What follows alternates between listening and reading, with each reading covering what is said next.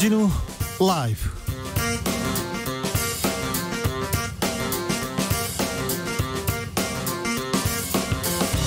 2020년 8월 24일 월요일입니다. 안녕하십니까, 주진우입니다. 코로나19가 확산되느냐 한풀 꺾이느냐 기로에 놓여 있습니다. 정은경 본부장은 아직 정점은 아니다. 지금은 전국적 대유행 위기를 앞두고 있는 엄중하고 심각한 상황이라고 했는데요. 이번 주 사회적 거리두기 3단계로 가느냐 마느냐 매우 중요한 갈림길에서 우리가 해야 할 일, 그리고 우리 정부는 어떻게 대응해야 하는지 임승관 경기도의료원 안성병원장과 이야기 나눠보겠습니다. 언제 어떻게 누구한테 얼마를 주느냐, 2차 재난지원금 논의가 시작됐습니다.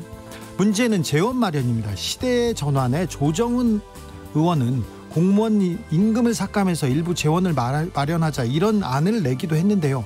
민주당 대표 후보들 이낙연, 김부겸, 박주민 후보는 2차 재난지원금에 대해서 어떻게 생각하고 있을까요?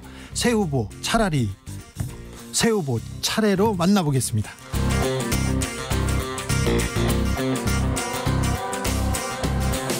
오늘까지 사랑제일교회 확진자가 800명을 넘었습니다. 그런데 광복절 집회 참석자들 중에 아직도 연락도 안 받고 검사도 거부하는 신도가 1300명 가까이 된다고 합니다. 그래서 서울시가 익명검사를 실시하기로 했습니다.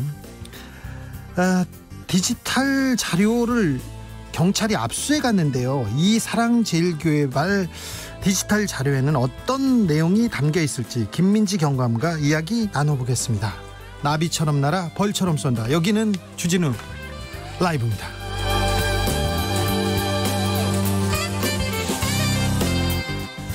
오늘도 자중자애, 겸손하고 진정성 있게 여러분과 함께 하겠습니다. 더불어민주당 대표 후보를 세 분을 어렵게 모셨는데 차라리라니요. 죄송합니다. 오늘도 반성하고 사과하겠습니다. 네, 주말 잘 보내셨습니까? 주말 내내 집에만 머물러 있다는 분들 많은데요. 집에 콕 하고 있는데 힘들었다고요? 아니요, 나는 청소하느라고 즐거웠어요. 이런 분도 있습니다. 서울시에서는 오늘부터 실내외 마스크 착용이 의무화됐는데요. 마스크 잘 쓰고 계시죠? 꼭 쓰셔야 됩니다. 손 깨끗이 씻고. 코로나는 코리아를 이길 수 없다고 우리가 계속 강조했는데요. 이번 주가 가장 중요한 시기라고 합니다. 다 함께 이겨냅시다. 이겨낼 수 있습니다.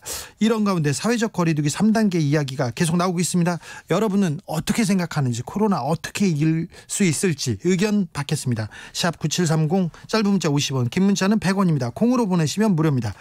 그럼 주진우 라이브 시작하겠습니다.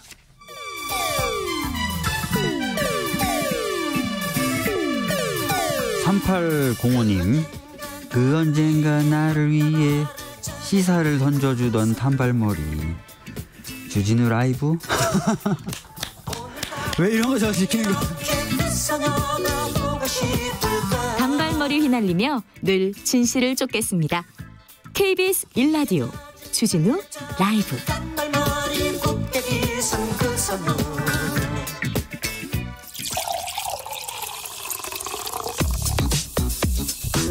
진짜 중요한 뉴스만 쭉 뽑아냈습니다. 줄 라이브가 뽑은 오늘의 뉴스 주스. 시사인 임지영 기자, 안녕하세요. 안녕하세요. 주말 잘 보내셨습니까? 네, 집에 잘 있었습니다. 집에서? 네. 콕 했어요? 아이들이 나가자고 안 탄가요? 네, 뭐 익숙해져서 나가지는 않는데 층간소음 때문에 조금 걱정됐어요. 뛰어서. 네. 가만히 못 있어가지고요. 네. 나가자고 하면 매를 들거나 그러지 않죠? 네, 놀이터 잠깐 나갔다 오기도 합니다. 네, 마스크 쓰고요. 네. 아이들 때리고 그러진 않죠? 네, 그럼요. 그럼요. 네. 임지영 기자는 뭐 인격자니까요. 코로나 현황 좀 볼까요? 영시 기준으로 신규 확진자 266명 늘었습니다. 3일 연속 300명대였다가 200명대로 줄어든 건데요. 주말이라서 검사가 줄어든 영향으로 보입니다. 그렇겠죠? 네, 11일 연속 세 자릿수 확진자였죠. 이 기간에만 총 2,895명 확진됐습니다. 수도권 감염 걱정입니다. 네, 오늘 해외 유입 8명을 제외한 258명이 지역 발생이고요. 서울이 97명, 경기도가 84명, 인천 20명 등 수도권에서만 201명이 나왔습니다. 네. 서울 성북구 사랑제일교회 관련 접촉자 조사를 했는데 34명이 추가 확진돼서 누적 확진자 총 875명으로 늘어났습니다. 사랑제일교회 관련 추가 전파로 인한 확진자가 발생한 장소가 총 21곳인데요. 이들 장소에서 발생한 확진자가 115명 정도 됩니다. 아이고, 넓기도 하고 멀리도 갔네요. 네. 여의도 순복음교회는 어떻습니까? 6명 추가돼 누적 41명이고요. 경기 용인시 우리제일교회에서 2명 추가돼서 182명입니다. 예배, 대면 예배 조금 좀 하지 마라. 온라인으로 해라.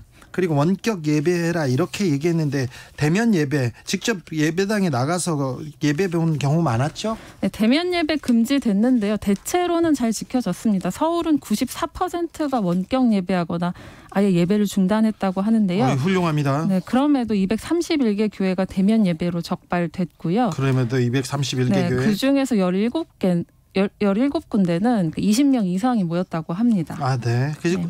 대부분 잘 지키려고 노력했네요. 네, 경기도는 420여 개로 4.2% 정도고요. 부산에선 좀 많거든요. 270개 교회가 대면 예배한 걸로 확인됐습니다. 부산에서 목사님들이 뭐 예배를 거둘 수 없다. 종교 탄압이다. 이런 얘기도 하셨어요. 네, 이유가 여러 가지인데요. 작은 교회는 여건상 비대면 예배를 진행할 수 없다는 점을 들기도 했고요. 20명 미만이면 괜찮은 줄 알았다는 그런 입장도 있었고요. 그렇지만 적극적으로 종교의 자유를 말하면서 예배 금지에 따를 수 없다. 이런 입장도 있었습니다. 네, 대부분 잘 따르고 있는데요. 몇 개 교회, 아주 극소수 교회가 그렇습니다. 교회도 조금 힘을 내주십시오. 사회적 거리두기 3단계 고려 중이다. 이 얘기 나왔습니다. 저는 정경 본부장께서 아직 정점이 아니다. 요 말 들으니까 가슴이 철렁하더라고요. 네, 어제부터 사회적 거리두기 2단계가 전국으로 확대 시행됐는데요. 네. 3단계 격상이냐 아니냐를 놓고 정부의 고민이 깊습니다.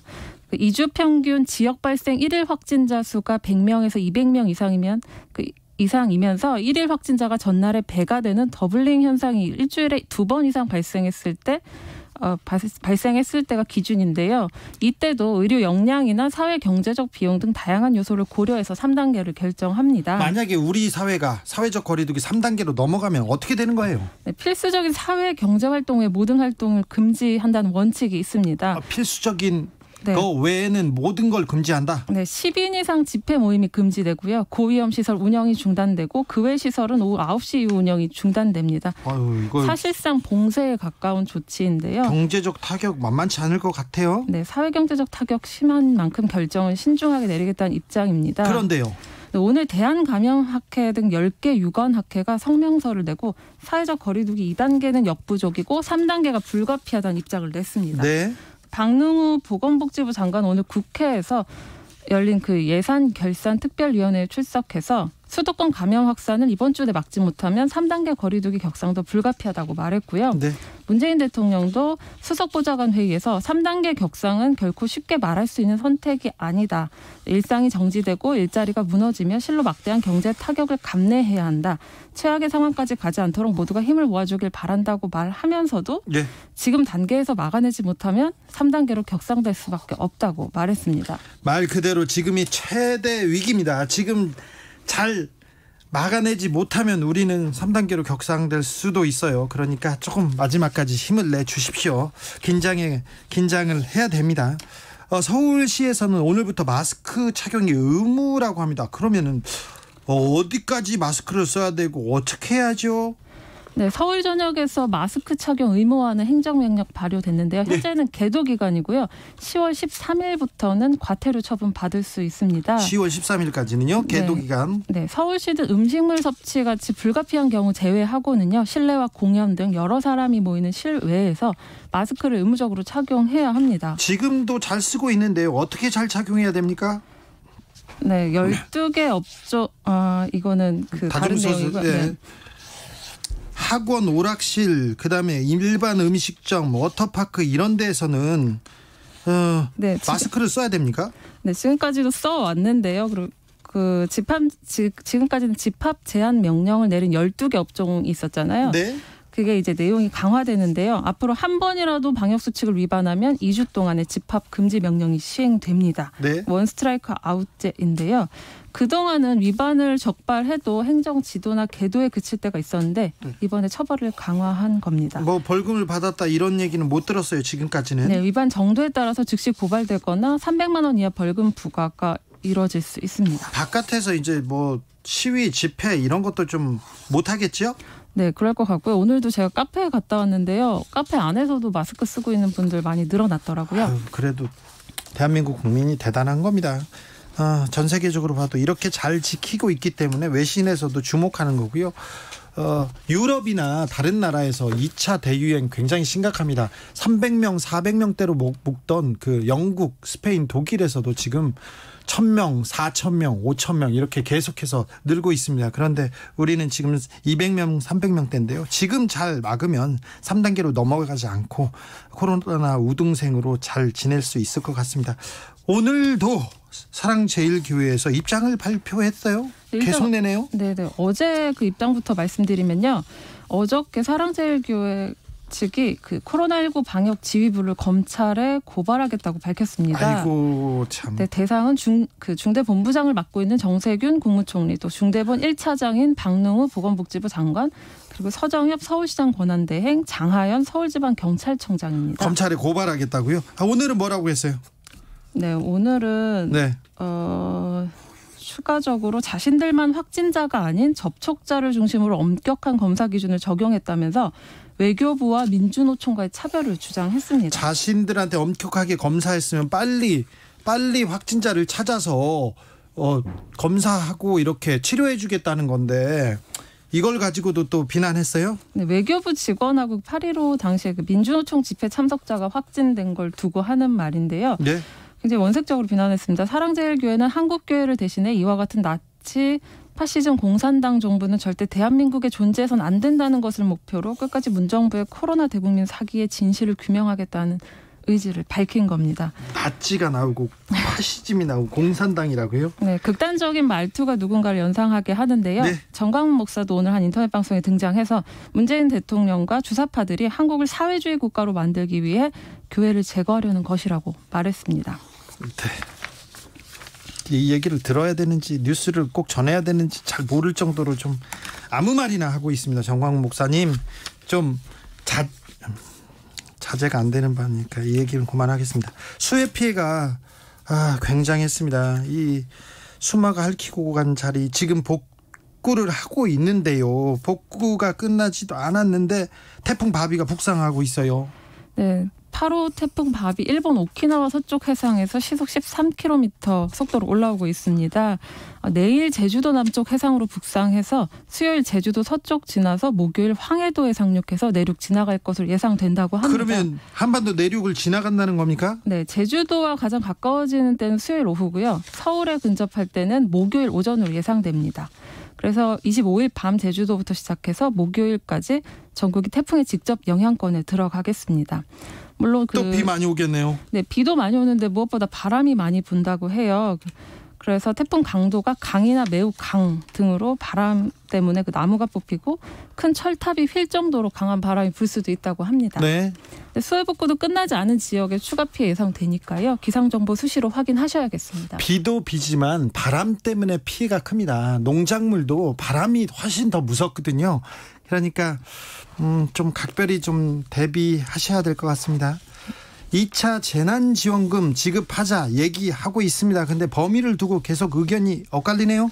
네, 21일이었죠. 민주당 지도부가 2차 재난지원금 지급에 관해 오늘 띄웠는데요. 네. 여권에서 지급 범위 놓고 의견 갈리고 있습니다. 김혜영 최고위원을 비롯해서 진성준 전략기획위원장, 또 양향자 최고위원 후보자 등이 선별 지급을 주장했고요. 이재명 경기도지사와 서른 최고위원 등은 지난 1차 때 마찬가지로 전국민 지급을 주장했습니다. 자, 미래통합당은요?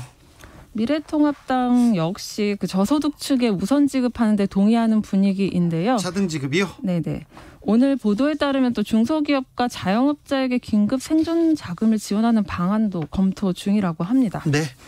이 부분에 대해서는 잠시 후 2부에서 민주당 당권 그러니까 대표 후보들한테 다 물어보겠습니다. 재난지원금 어떻게 줄 건지 기대해 주시고요. 의료계 파업 이거 걱정입니다. 코로나 때문에 걱정, 또 태풍 온다고 해서 걱정인데 저는 이게 제일 걱정이에요. 이렇게 중요한 시기에 의료계가 파업하겠다고 나섰습니다. 방금 전까지 정부하고 대화를 이어갔는데 어떻게 됐어요? 잘 안 됐다면서요? 네, 잘 안 되고 있는 것 같은데요. 21일 그 인턴과 4년차 레지던트를 시작으로 23일 모든 연차의 전공의들이 업무에서 손을 뗐습니다. 인턴 레지던트 선생님들이요? 네네. 거길 시작으로 순차적으로 파업 중이고요. 네. 복귀 시점이 정해지지 않은 무기한 파업입니다. 오늘부터는 전임의가 파업에 돌입했는데요. 전임이면 이제 전문의 자격을 가지고요. 대학병원에서 의사 선생님으로 진료를 보는 그런 분들입니다. 네, 응급실, 중환자실, 분만실 같은 환자 생명과 직결된 필수 업무는 유지하고 있는데요. 나머지 의료 공백은 당연히 예상되고요. 26일로 예정된 대한의사협회 주도의 제2차 전국 의사 총파업도 있습니다. 여기 동네 의사들 다 포함되는 것 같고요. 또 예비 의사들도 국가 의사 시험 거부로 의사 표시하고 있습니다. 네. 그 코로나19가 전국에서 재확산 중이라서 의료 대란 벌어지는 거 아니냐는 우려가 커지고 있죠. 네. 의대 정원, 증원 등 그 정부 정책에 반발해서 진행 중입니다.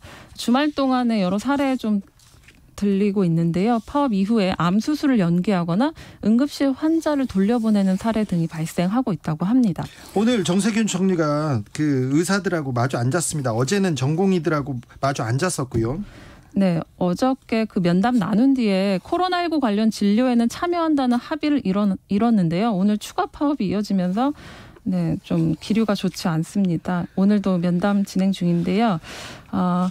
정부는 의과대학 정원 확대 같이 의료계에서 반대하는 정책 추진을 보류하고 의료계와 대화하겠다고 밝혔는데 의협은 정책 철회를 요구하면서 해결될 더 많이 기미가, 요구하고 있습니다. 네, 기미가 잘 보이지 않고 있습니다. 오늘 문재인 대통령이 코로나 확산 저지에 국가적 역량을 모아야 할 상황에서 국민 생명 담보로 하는 집단 행동은 결코 지지받을 수 없다면서 자제해달라고 당부했습니다. 네, 오늘 서울대병원 전임의들이 무기한 파업에 돌입했습니다. 피켓 시위를 벌이고 있고요. 서울대가 앞장섰는데 서울대병원이 사실 서울대병원에서 황우석 교수 파동 나왔을 때, 그리고 재벌들 허위 진단서 발급했을 때, 그리고 백남기 농민 의료사고 났을 때, 그때 의사들이 한 번이라도 각성하자고 자성하자고 들고 일어났나 이런 생각해봅니다. 지금 진짜 국민들의 생명을 가지고 자기들의 이익 때문에 이렇게 지금 파업에 나선 거 아닌가. 그리고 이렇게 국민들이 굉장히 위기에 빠졌을 때를 대비하지 않았나 이런 생각도 해보고요. 안타깝습니다. 네, 다음 뉴스로 가보겠습니다. 오늘부터 더불어민주당 전당대회 투표가 시작됐습니다. 네, 더불어민주당 차기 지도부 선출을 위한 전당대회 투표가 오늘부터 시작됩니다. 오늘은 권리당원과 재외국민 대의원 온라인 투표 실시되고요. 26일부터 이틀간은 전국 대의원 온라인 투표, 또 28일 전당대회 의장 선출, 또 29일에는 중앙위원 온라인 투표 이어집니다. 후보들은 내일 KBS가 주관하는 방송 토론회에 참여해서 선거운동 펼칠 예정인데요. 아니 근데 지금 코로나 시대인데 어떻게 참여해요? 화상 연결 방식으로 진행됩니다. 네. 경선에 출마한 이낙연 후보가 코로나19 확진자와 밀접 접촉자로 분류돼서 자가격리 중이죠. 예. 세 후보 모두 SNS로 선거운동 진행 중인데요. 29일 여의도 당사에서 진행되는 전당대회 행사 역시 온라인 생중계 방식으로 진행됩니다. 예, 잠시 후에 이낙연, 김부겸, 박주민 후보 모셔서 저희가 이야기 나누겠습니다. 여러 가지 물어보겠습니다. 궁금한 게 있으면 저희한테 물어봐 주십시오.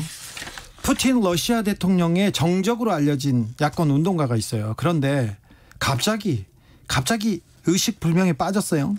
네, 지난 20일 항공편으로 시베리아 톰스크에서 모스크바로 이동하던 중 기내에서 의식불명 상태에 빠졌는데요. 출발 전에 공항에서 차를 마셨다고 합니다. 나발리 측 알렉사이 나발리라는 사람인데요. 나발리 측은 독극물에 중독된 거라고 주장하고 있습니다. 나발리가 탑승한 항공기는 시베리아 옴스크에 비상 착륙했고요. 병원으로 옮겨졌는데요. 여기에 독일 시민단체가 개입해서 나발리를 독일에서 치료하기 위해서 의료용 항공기를 보냈습니다. 병원에서는 환자 상태가 불안정하다면서 이송을 거부했는데요. 독일 의료진이 이송 가능하다는 소견을 내자 허락했습니다.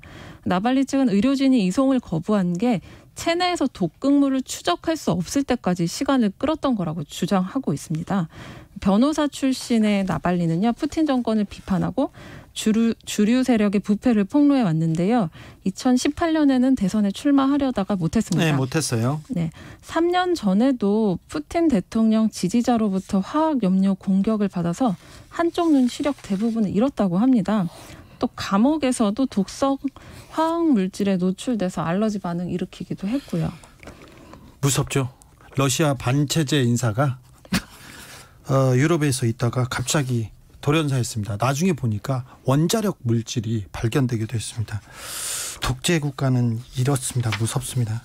주스 임지영 기자 함께했습니다. 감사합니다. 고맙습니다. 2756님이 방금 24번 버스 탔는데 주진우 기자님 목소리 나와요. 반가워해서 문자 보냅니다. 구미에서는 드문 일이거든요. 그런데 구미 제가 취재 많이 갔어요. 구미에서 저 좋아하는 분들 많습니다. 6897님 자녀 3명 모두 이번 주 계약 못하고 온라인으로 계약했어요. 아이들이 살아갈 세상인데 어리석은 어른들 때문에 미안해집니다. 그러게요. 어른 때문에 아이들이 학교도 못 가고 그다음에 뛰어놀지도 못하고 가슴이 아픕니다. 어른들이 조금 더 자중하고 노력해야 됩니다. JR유님 자영업 하시는 분들 안 그래도 힘드신데 3단계 가면 방하라는 소리죠. 우리 열심히 방콕해서 3단계 안 가도 되게 노력해봐요. 꼭 그래 보아요.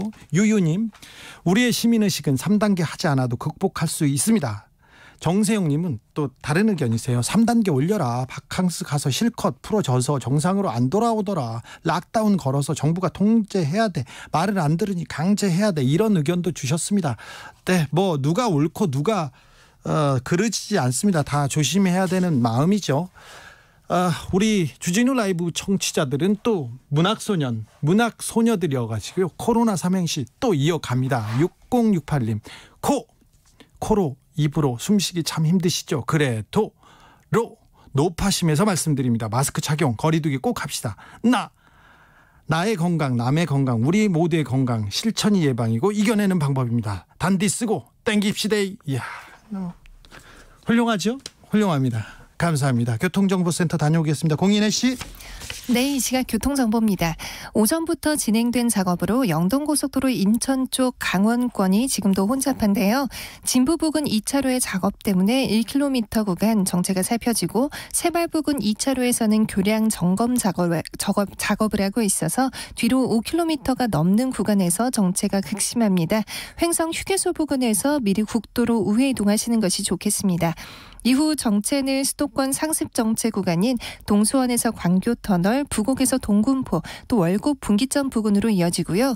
청주 영덕고속도로 영덕 쪽 보은에서 탐부터널 사이 2차로도 작업으로 막혀 있어서 3km 구간 여파를 받습니다. 서해안고속도로 서울 쪽은 바랑에서 화성 휴게소 사이로 10km 정체가 길게 자리를 잡았고요. 매송 일대와 조남 분기점 진출로 일찍 분기점에서 금천 사이가 더딥니다.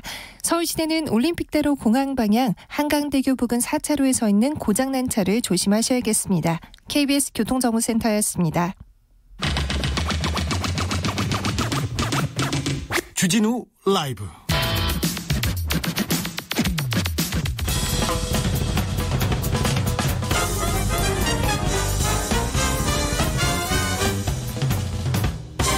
훅 인터뷰. 모두를 위한 모두를 향한 모두의 궁금증 훅 인터뷰. 코로나19 아직 정점은 아니다. 정은경 본부장이 이 말을 하면서 세 가지 걱정을 내비쳤습니다. 첫째는 전파 속도가 너무 빠르다. 둘째는 깜깜이 환자가 너무 많다. 마지막으로는 중증, 위증 환자가 급증하고 있다. 그래서 무엇보다도 병상 확보가 시급하다. 코로나를 잡기 위해 가장 중요한 일주일을 우리는 살고 있습니다. 지금 우리가 해야 할 일은, 그리고 정부가 가장 신경 써야 할 일은 뭘까요? 전문가 말씀 들어보겠습니다. 임승관 경기도 안성의료원장 연결했습니다. 안녕하세요. 네, 반갑습니다. 주말 사이에 대유행의 분수령이 될 수도 있다고 하는 걱정이 계속 나옵니다. 지금 사회적 거리에 대한 강조를 하고 있는데 어찌 해야 됩니까? 네. 다들 이제 위기인식들이 언급되기 시작했고, 좀 설마 하다가 이제 좀 뭔가 닥치는 거 아닌가라는 이런, 불안감이 사회에 좀 감도는 것 같아요. 예. 물론 늘 강조하지만 불안해서는 안 되지만 평정심을 유지해야 되지만 어떤 위기가 되게 임박했고 그런 부분에 대해서 아주 집중적이고 철저한 대비, 아주 빠른 대비가 필요하다는 것만큼은 분명한 사실입니다. 네. 지난 2월에 900명을 넘었을 때 신천지발 유행보다 더 심각한 상황이라고 강조하는데 선생님, 네. 솔직히 얼마나 심각한 상황입니까? 네. 전체 발생 규모만 보자면 그보다 빠르지 않거나 그보다 숫자가 많지 않을 수 있겠지만요. 지난 2월 말 신천지 대구를 중심으로 한 신천지 교회발 어떤 클러스터와 지금 8월 중순 사랑제일교회로 대변되는 이 서울 경기 클러스터에는 아주 중요한 차이가 있습니다. 네. 그 중요한 차이는 크게 두 가지로 설명드릴 수 있는데 첫 번째는 연령입니다. 예. 대구 신천지 증거장막 성전 여기는 주로 젊은 네, 그때 젊은 사람들 많았죠. 특히 예. 20대 여성들이요. 네. 이런 경우이고 지금 어떻습니까? 광화문 집회라도 연결되고 이런 얘기들이 계속 보도되고 있듯 대체로 60대 70대 어르신들이시거든요. 네. 그 얘기는 결국은 그만큼 건강과 생명의 위협들로 연결될 수 있다는 얘기가 되고 또 약간 차갑게 얘기하면 중환자 병상의 빠른 소모라는 어떤 현상으로 이어질 거기 때문에 이 부분이 심각합니다. 네. 이제 두 번째로 대구 유행은 대구 지역의 유행이었습니다. 네. 즉 신천지 대구교회를 다니는 신도들은 대구 사람들입니다. 네. 근데 사랑제일교회를 다니는 신도들은 서울 그 지역 마을 사람들이 대체로 아닙니다. 서울과 경기도뿐만 아니라 전국 곳곳에서 연간의 확진자들이 나오고 있고 또 8월 15일 무렵에 어떤 집회라든지 이거 연관돼서 숙식하고 이런 부분들이 계속 보도가 되고 있지 않습니까? 예. 따라서 이 유행이 전국으로 퍼지는데 그것도 고령자 중심으로 퍼질 수 있다는 어떤 메시지이기 때문에 매우 심각하게 생각해야 됩니다. 중증 환자가 많을 거고요. 치명률도 굉장히 높아질 가능성이 있네요. 네, 저희가 사망 얘기를 하는 게 방송에서 적절한 것 같지는 않지만 어쨌든 현실입니다. 병상 확보 이게 계속 걱정이 되는데요. 병상 가동률이 94%로 치솟았다는 소식도 있습니다. 현재 상황은 어떻습니까? 그리고 100% 병상 가동률이 100%를 넘어가면 어떤 조치를 취하게 됩니까? 경기도 자료만 갖고 말씀드리면 예. 8월 17일부터 최근 어제까지 일주일 동안에 640명 정도 확진자가 발생했습니다. 아, 예. 이게 그보다 일주일 전 대비 거의 2배입니다. 한 190% 정도 되는 수치거든요. 예. 그래서 그 전주에는 330명 정도 확진자가 나왔는데 이번엔 640명이 나온 거죠. 이렇게 빠르게 증가하고 있으니까 의료원들의 주로 공공병원들인데요. 공공병원들의 병상들이 빠르게 소진되고 있고 의료계 쪽에 종사하시는 분들은 금방 알 수 있는데 병원의 병상 가동률은 90% 정도 나오면 정말 잘 나오는 겁니다. 예. 경영적으로. 예. 왜냐하면 남녀 구분도 있고 다인식 문제도 있고 등등이 있기 때문인데. 다 찼다 이거죠. 거의 그렇죠. 다. 예. 경기도에서 94.3%라고 말한다는 뜻은 어떤 뜻이냐면 다 찼다는 것과 다름이 없다는 얘기고 예. 지금 실제로 어떻게 운영을 하고 있느냐 하면 의료기관의 병상은 다음날 퇴원 자리만 나옵니다. 예. 예를 들어서 내일 퇴원 자리가 30명 정도 나온다는 것을 오후에 점검해서 알게 되지 않습니까? 예. 그러면 그중에 한 10명 정도는 내일이 되었을 때 30자리 중에 10자리 정도는 세이브해 둡니다. 예. 왜냐하면 생활치료센터에서 받아야 되는 환자가 있기 때문이고요. 네. 또 10자리 정도는 역시 아껴둡니다. 왜냐하면 하루를 보내면서 빨리 처리해야 될 정말 필요한 사람들이 있을 거기 때문이고요. 고열이 난다거나 기력을 잃었다거나 하는 사람들이요. 나머지 10자리는 어제 혹은 그저께 좀 밀려있는 사람들을 좀 처리하는데 대기자들한테 사용하고 있습니다. 그 정도로 하루 확보해서 하루 쓰는 당연히 대기자가 계속 누적되죠. 심각하네요. 네, 심각합니다. 조금 안심이 될 만한 얘기도 좀 해주세요. 전체 확진자가 300명 아래로 내려갔으니까 조금 좀 안심할 수 있는 거 아닌가요?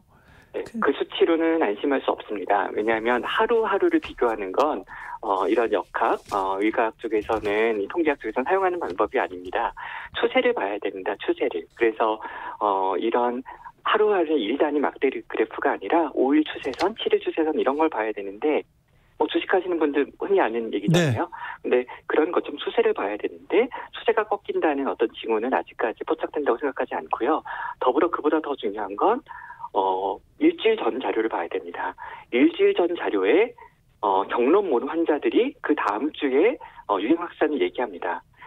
경기도 자료만 갖고 얘기하자면 지난주에 경로모르 환자의 비율이 13% 정도 됐습니다. 그 640명 중에. 네. 그 전주는 5%였거든요. 아, 예. 그렇다면 다음 주가 예상되는 거죠. 아이고. 그래서 불행히도 안타깝게도 다음 주에 이보다 더 많은 확진자의 숫자를 저희가 발견하게 될 가능성이 저는 상당하다고 생각합니다. 좋은 소식은 그게 아니라 이건데요. 우리의 대응이죠. 인간의 대응. 왜냐하면 지금까지는 각 지자체가 나름의 방법들을 했고 있는데 지난 15일 연휴 시즌부터는 서울, 경기, 인천이 묶이는 수도권 공동 대응이 실제로 작동하고 있고 그런 거버넌스, 중앙정부로부터 3개 시도가 같이 일하고 있는 이런 거버넌스 같은 것들이 우리가 믿어야 되는 어떤 기대하는 부분입니다. 네. 기대할 부분이 있는데 솔직하게 그러면 아무튼 앞으로 일주일, 그 다음 주 일주일도 굉장히 좀 어두운 뉴스를 볼 수밖에 없네요. 네, 조금 그런 부분이 있겠죠. 하지만 우리가 항상 다 이겨내 왔지 않습니까? 네. 대구 경북의 그 어려운 일들도 이겨냈고, 같이 마음을 모으고 연대하면 충분히 이겨낼 수 있다고 생각합니다. 저는 제일 걱정되는 부분이요. 응급 환자나 중증 환자들이에요. 코로나 확진자 말고 일반 환자들도 네. 치료에 차질이 있지 않을까. 의료계 파업도 있고요 해서요. 네.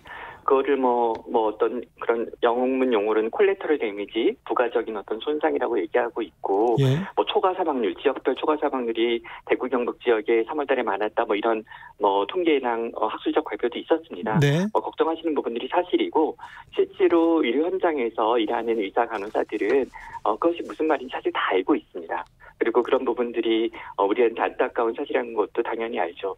따라서 지금 이렇게 코로나 확산이 수도권에서 2차 유행이 일어나고 있는 이런 상황, 폭증하고 있는 상황에선 정말 저희가 이렇게 어떤 정쟁적인 부분들이 있다거나 혹은 어떤 집단의 이해관계 같은 것들이 있다거나 하는 부분들을 정말 통 크게 정말 대승적으로 내려놓고 마음을 합칠 때라고 생각합니다. 네.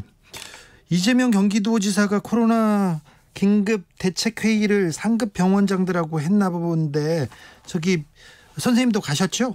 네, 제가 개최해달라고 부탁드렸던 거고요. 아, 그래요? 어떤 얘기 나누셨어요? 네, 결국은 피라미드를 잠깐 생각해 보시면 피라미드 3단의 피라미드가 있습니다. 평소에는 2단입니다. 공공병원에서 제공하고 있는 일반 병동과 격리음악 일반 병동과 보통 대학병원, 민간이 많은 대학병원에서 제공하고 있는 중환자실, 이 2단으로 운영을 하죠. 소강상들 때는. 네. 이게 어떤 진료의 중증도 이런 개념에 따라서요. 근데 지금은 생활치료센터는 3단을 아주 급격하게 늘리고 있지 않습니까? 네. 그래서 피라미드가 이게 되고 생활치료센터를 이제 보건복지부뿐만 아니라 행안부에서 이제 맡아서 하겠다 이런 얘기도 전 들은 것 같은데 네. 아주 빠르게 수도권에서도 지난 일주일 사이에 한 5개소 정도가 추가로 오픈하고 있거든요. 엄청난 일입니다. 과거에 노하우가 있기 때문에 가능한 일인데 네. 문제는요. 이게 또 대구의 성공담입니다. 대구 경북 유행의 3월 성공담인데 아까 말씀드렸던 것처럼 발생하는 인구 분포가 다릅니다. 이번 유행에. 예. 따라서 생활치료센터만을 급격하게 확장하는 것으로 문제가 해결되지 않을 거고요. 정말 이런 유사병원이 아니라 진짜 병원에 진짜 병동, 진짜 병실이 필요합니다. 근데 경기도의료원, 성남시의료원 같은 도내의 공공병원은 이제 거의 100% 이상을 하고 있다고 저는 생각하고 있는데 네. 인력적인 측면에서 그렇다면 이제 민간기관들이 도와줘야 되는 시점이고 그런 것들을 간곡히 요청하기 위해서 그런 자리가 마련됐었습니다. 그래서 민간 의료 지원단하고 이렇게 합체한다, 이렇게 협력한다 이런 얘기가 나온 거군요. 네, 그 부분은 조금 결이 다른데 맥락은 같으나 약간의 토픽은 다른 건데요. 그렇게 민간 의료기관, 대학병원급이건 아니면 일반적인 종합병원급이건 민간 의료기관에서 이제 뭐 30병상, 50병상, 뭐 일반 병동이라든지 아니면 3개, 5개 중환자 병상이라든지 이런 걸 좀 도와달라라는 게 하나의 맥락이라면 나머지 하나의 맥락은 아까 제가 경기도 의료원 성남시의료원의 인력들, 특히 간호사 인력들이 엄청난 소진을 겪고 있다고 말씀드렸잖아요. 네. 그러면 저희 공공병원에 병상 수이 다 찼느냐? 그러진 않습니다. 안성병원도 한 250병상 정도가 운영 가능한 병원인데 현재 한 130병상 정도를 코로나 환자에 사용할 수 있도록 운영하고 있거든요. 예. 이건 시설 문제도 있지만 장비 문제도 있지만 결정적인 요인은 인력입니다. 네. 간호사 숫자가 부족하기 때문이죠. 따라서 경기도 긴급 의료지원단이라는 것들을 저희가 띄우고 홍보하면서 개인들도 간호사 면허를 갖고 있는 개인들도 지원을 해주시면 어떤 중대본 지침에 맞는 보상을 제공하면서 저희가 같이 일할 수 있도록 같이 일할 수 있도록 국가 같이 일할 수 있도록 그런 프로그램을 캠페인을 진행하는 것입니다. 네. 선생님. 네. 오늘 급하시고 하고 싶은 말씀 많으신가 봐요. 좀 천천히 하셔도 됩니다. 충분히 얘기하실 수 있습니다. 네. 항상 시간이 부족했던 기억이 나서. 네. 공공 부분하고 민간 부분하고 이렇게 의료 협업이 필요할 정도로 어느 때보다 절실한 상황입니다. 그런데 의사 선생님들 단체 행동 계속 이어가고 있어요. 파업하겠다고 하는데 이거 어떻게 풀릴 수 있을까요? 네. 저 개인을 생각한다면 저는 의사이기도 하고 그것도 아주 한 2년 전까지는 민간대학병원의 교수를 일했던 의사이기도 하고 그리고 지금은 공공 분야에서 공공병원을 경영하기도 하면서 병원장이죠. 네, 지자체의 감염병 정책을 좀 조력하고 있기도 한데 저한테는 이 두 가지 특성이 다 있는 것 같아요. 제 개인 사회는요. 네, 그렇죠. 그런데 저는 양측이 다 이해되는 부분이 있습니다.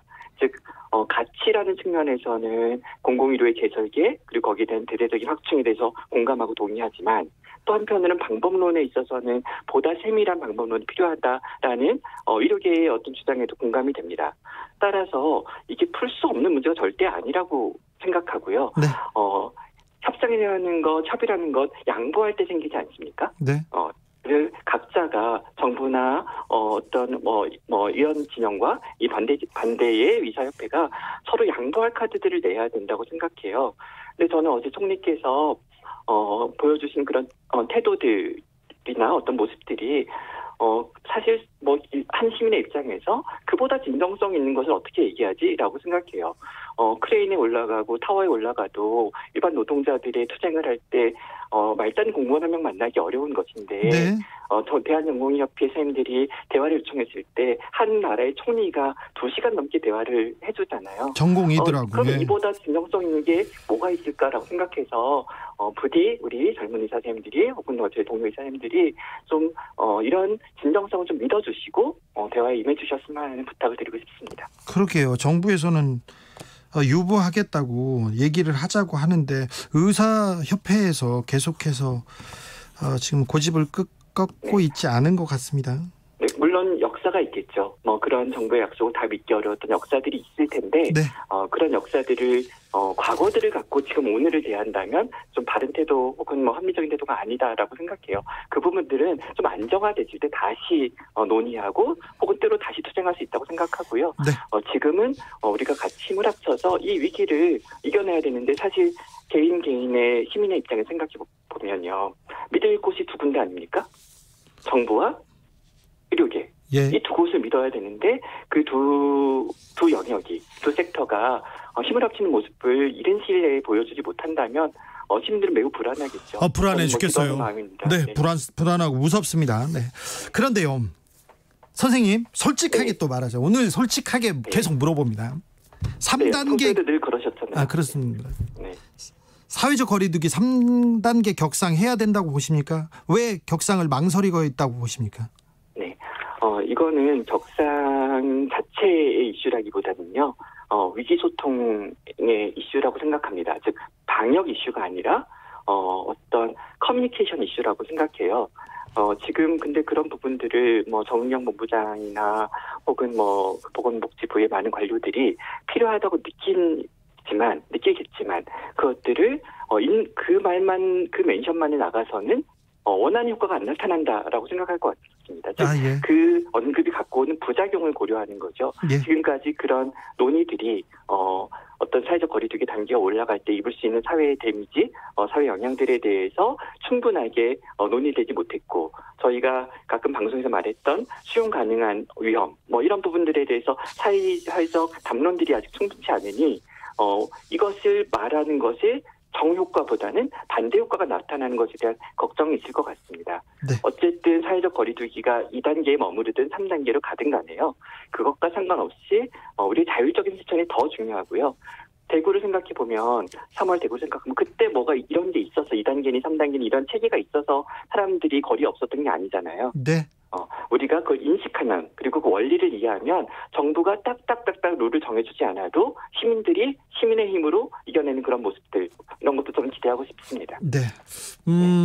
아까 먼저 말씀하셨는데 간호 인력에 대한 지원 절실하다고 얘기했는데 지금 이미 한계에 다다른 거 아니냐. 일선 의료진 상황 굉장히 심각하다. 걱정입니다. 네. 우리가 의료인들에게 대해서 덕분에 챌린지라는 그런 고마운, 그런 사회적 존중의 표현들이 있었잖아요. 네. 지금도 유효하고요. 그런데, 사실 저희가, 보통 방송할 때도요, 이렇게 의사를 섭외하시잖아요. 네. 그쵸? 항상 네. 그런 것 같아요. 다른 방송 프로, TV도 그렇고요. 간호사 선생님들이 5배, 10배 고생해왔습니다. 묵묵하게. 그래서, 분명히 조명되고 감사의 표현을 집중될 필요가 있고요. 그리고 더불어서, 많은 보도들이 얘기하고 있듯, 많은 좋은 언론들이 얘기하고 있듯, 덕분에 고마워로 되지 않습니다. 지원이 들어가야 됩니다. 지원은 아마, 무슨 위험수당 같은 보상만이 아닐 겁니다. 그 지원은 우리가 도와줄게, 우리가 믿어줄게, 우리가 지켜줄게, 그리고, 우리가, 그것을 같이 그 선에 서줄게라는, 정부, 그 다음에 시민들의 그런, 메시지일 거라고 저는 생각합니다. 네. 더 하고 싶은 말씀 있으면 하세요. 글쎄요.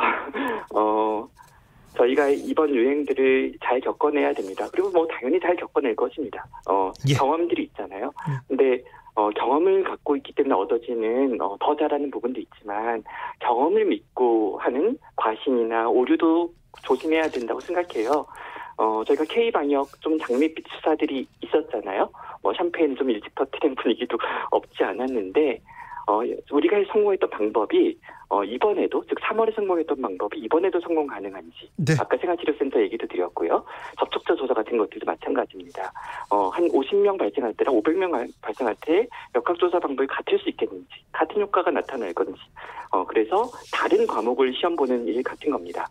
수학을 잘 해냈는데요. 이번에는 과학 과목을 시험 보는 것 같은 일이겠죠. 따라서 과거의 경험에만 기대서는 곤란하고 집단지성, 그다음에 통찰, 그리고 어떤 그런 것들의 의기소통과 민주주의, 너무너무 많은 것들이 우리에게 필요합니다. 네. 여기까지 들을까요? 네, 너무 많이 얘기했죠. 죄송합니다. 아니요. 감사했습니다. 지금까지도 고생 많으셨는데 더 고생해 주십시오. 지금까지 임승관 원장이었습니다. 감사합니다. 네, 맞습니다.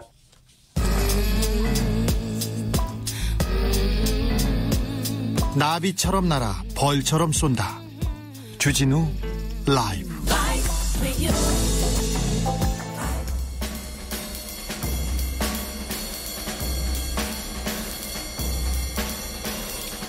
느낌 가는 대로 그냥 고른 뉴스 여의도 주필.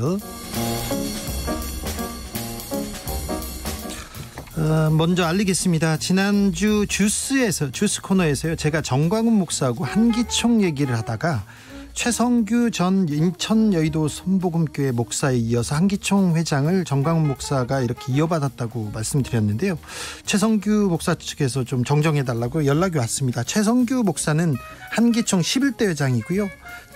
그리고 정광훈 목사는 23대 4대 회장을 했습니다. 그래서 최성규 목사가 하다가 정광훈 목사가 한 게 아닙니다. 그리고 최성규 목사 있었고 정광훈 목사 이전에는 이영훈 여의도 순복음교회 목사님이 한기총 회장을 했죠. 그러니까 최성규 목사에서 정광훈 목사로 이어진 거는 아닙니다.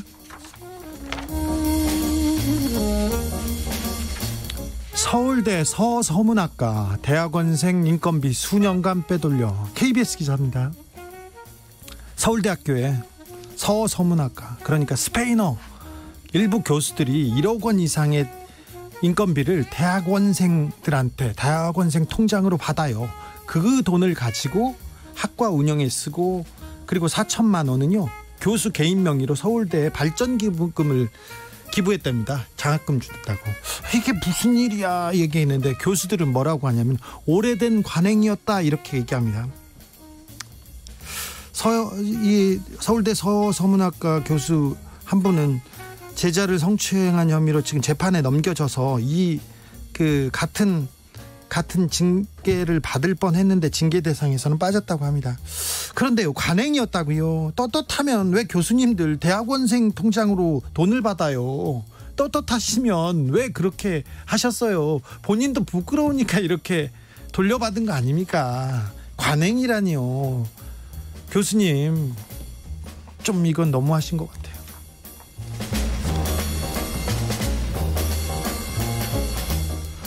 국정원 인혁당 배당 과다 지급분 환수 강행 표명, 연합뉴스 기사입니다. 제목부터 어렵죠. 그런데 우리 주진우 라이브에서 몇 번째 지금 계속 보도하고 있습니다. 우리나라의 대표적인 간첩 조작 사건, 인혁당 재건이 사건에서 피해자들이 국가한테 너무 큰 피해를 받았다고 해서 소송을 했습니다. 재심에서 무죄를 받았고 국가 상대 소송을 통해서도 배상금을 받기로 했어요. 그런데 1심과 2심에서 돈을 받기로 해서 돈을 줬는데 대법원이 배상액을 크게 감액하면서 피해자들이 돈을 다 써버렸어요. 그래서 다시 그 돈을 토해내야 되는데 못 내놨습니다. 그러자 국정원에서 피해자들을 상대로 재산 압류, 경매 처분을 시도하고 배상금 환수에 적극적으로 나섰죠. 이 문제가 나왔는데 피해자들한테 너무하는 거 아니냐 이런 여론이 있었고요. 박지원 원장도 인사청문회 당시에 국가 공권력에 의해서 피해를 본 사람들한테 너무한 것 같다, 배상이 진정으로 이루어지도록 노력하겠다고 밝힌 바 있는데요.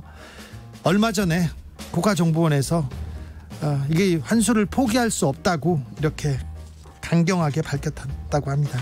참 쉽지 않죠. 참 역사의 진보란 쉽지 않다 이런 생각이 듭니다. 또 얼마나 가슴이 아플까 그런 생각도 해보고요. 동물 시국 선언하다. 인간들아, 동정이 아닌 공정을 바란다. 프레시한 기사인데요. 오늘 나는 박쥐다. 나는 코로나 바이러스의 원인으로 지목되었고 혐오의 대상이 되었다. 니파 바이러스 때는 110만 마리의 돼지가 사살되었다. 사스 때는 사양 고양이를 끓는 물에 던졌고 코로나 때는 밍크와 천상갑을 죽였다. 인간은 죽을 힘을 다해서 사는 것이 아니라 죽인 힘으로 산다. 이런 얘기를 했습니다. 동물권 운동가 예술가들이 모여서 동물의 경고를 전하면서 한 퍼포먼스였는데요. 이렇게 탈성장, 탈육식이 이루어지지 않는다면 인간과 동물 모두 공멸한다는 의미의 퍼포먼스였어요. 당신들이 우리 피난처까지 쫓아와서 숲을 불태우고 약탈하다가 바이러스에 걸렸다. 당신들 인간이 멈추지 않는다면 우리는 서로가 서로를 잃어갈 것이다. 이 메시지가 너무 안타깝습니다. 코로나 하면서 박쥐를 미워했는데 박쥐 잘못이 아니라 인간의 잘못이었지 않습니까? 이런 생각도 해봅니다.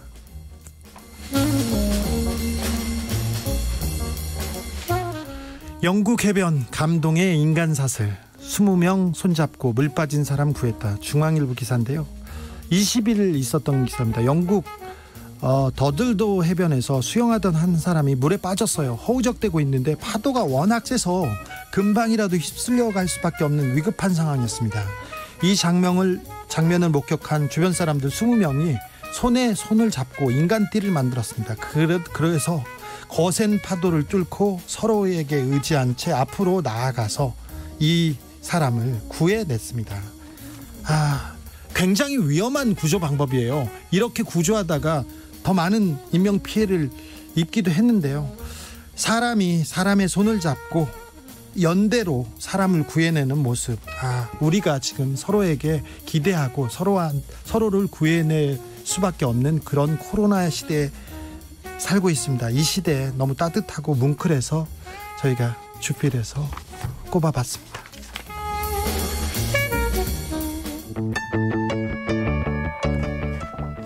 제임스 블런트의 Heart to Heart 들으면서 잠시 쉬었다 6시에 돌아오겠습니다.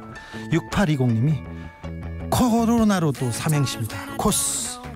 코스모스 한들한들 피어있는 가을엔 로맨스를 맘껏 즐기고 나의 딸, 친구의 딸 모두 결혼 좀 하게 합시다.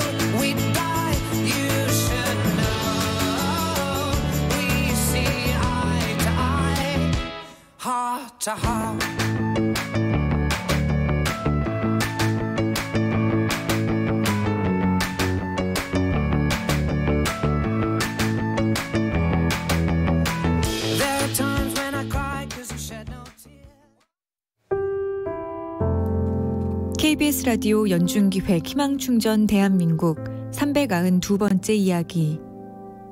안녕하세요. 아나운서 이현주입니다.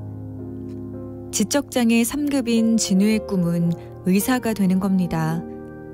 뇌종양 후유증으로 고생하는 아빠의 병을 고쳐주고 싶기 때문인데요.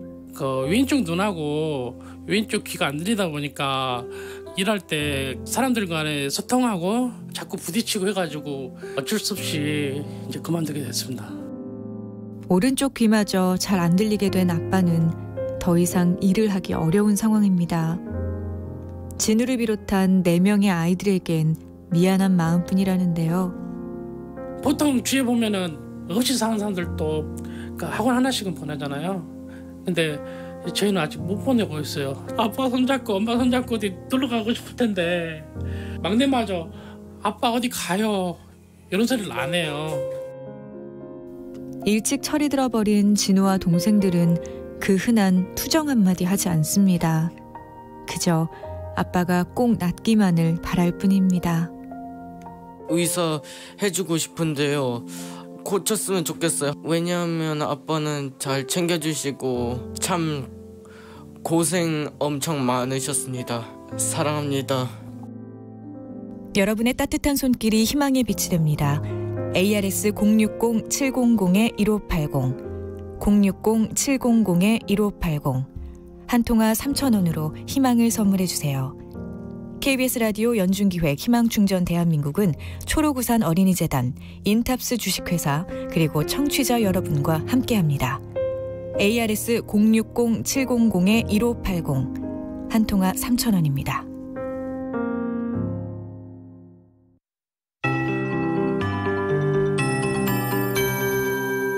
KBS 58분 날씨.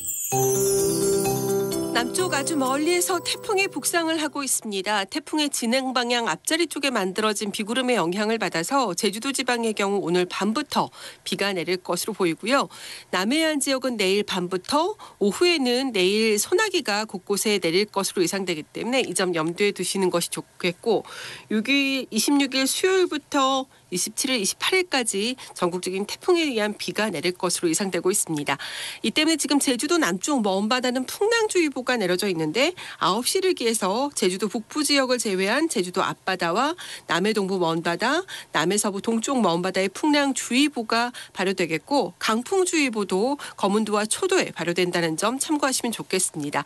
여전히 대부분 지역은 폭염특보가 내려진 가운데 내일도 이 폭염은 계속되겠습니다. 내일 아침 최저 기온은 서울 서울, 인천, 강릉, 광주 25도, 대전, 대구 24도, 제주는 28도로 상당히 높은 곳도 있겠고요. 일부 지역 열대 현상 나타나는 곳이 있겠습니다. 내일 낮 최고 기온은 대구와 강릉이 35도, 세종, 대전, 제주 34도, 서울, 광주는 33도 안팎까지 오르겠습니다. 태풍이 올라오고 있는 만큼 시설물 피해 없도록 각별히 주변을 단속하시는 것이 좋겠습니다. 지금 서울 기온은 30.1도, 습도는 62%입니다. KBS 58분 날씨 윤지수입니다.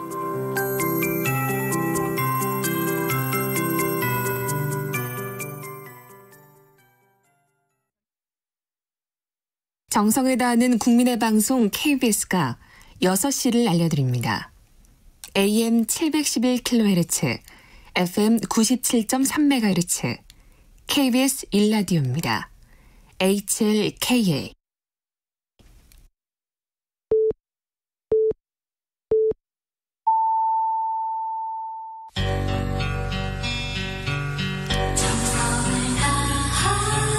정성을 다하는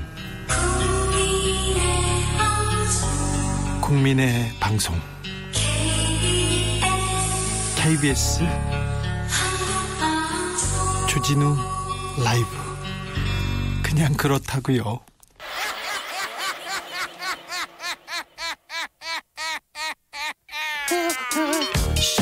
발로 뛰는 기자, 탐구하는 기자, 세상의 질문을 마구 던지는 기자, 기자가 본 오늘의 세상, 기자들의 수다.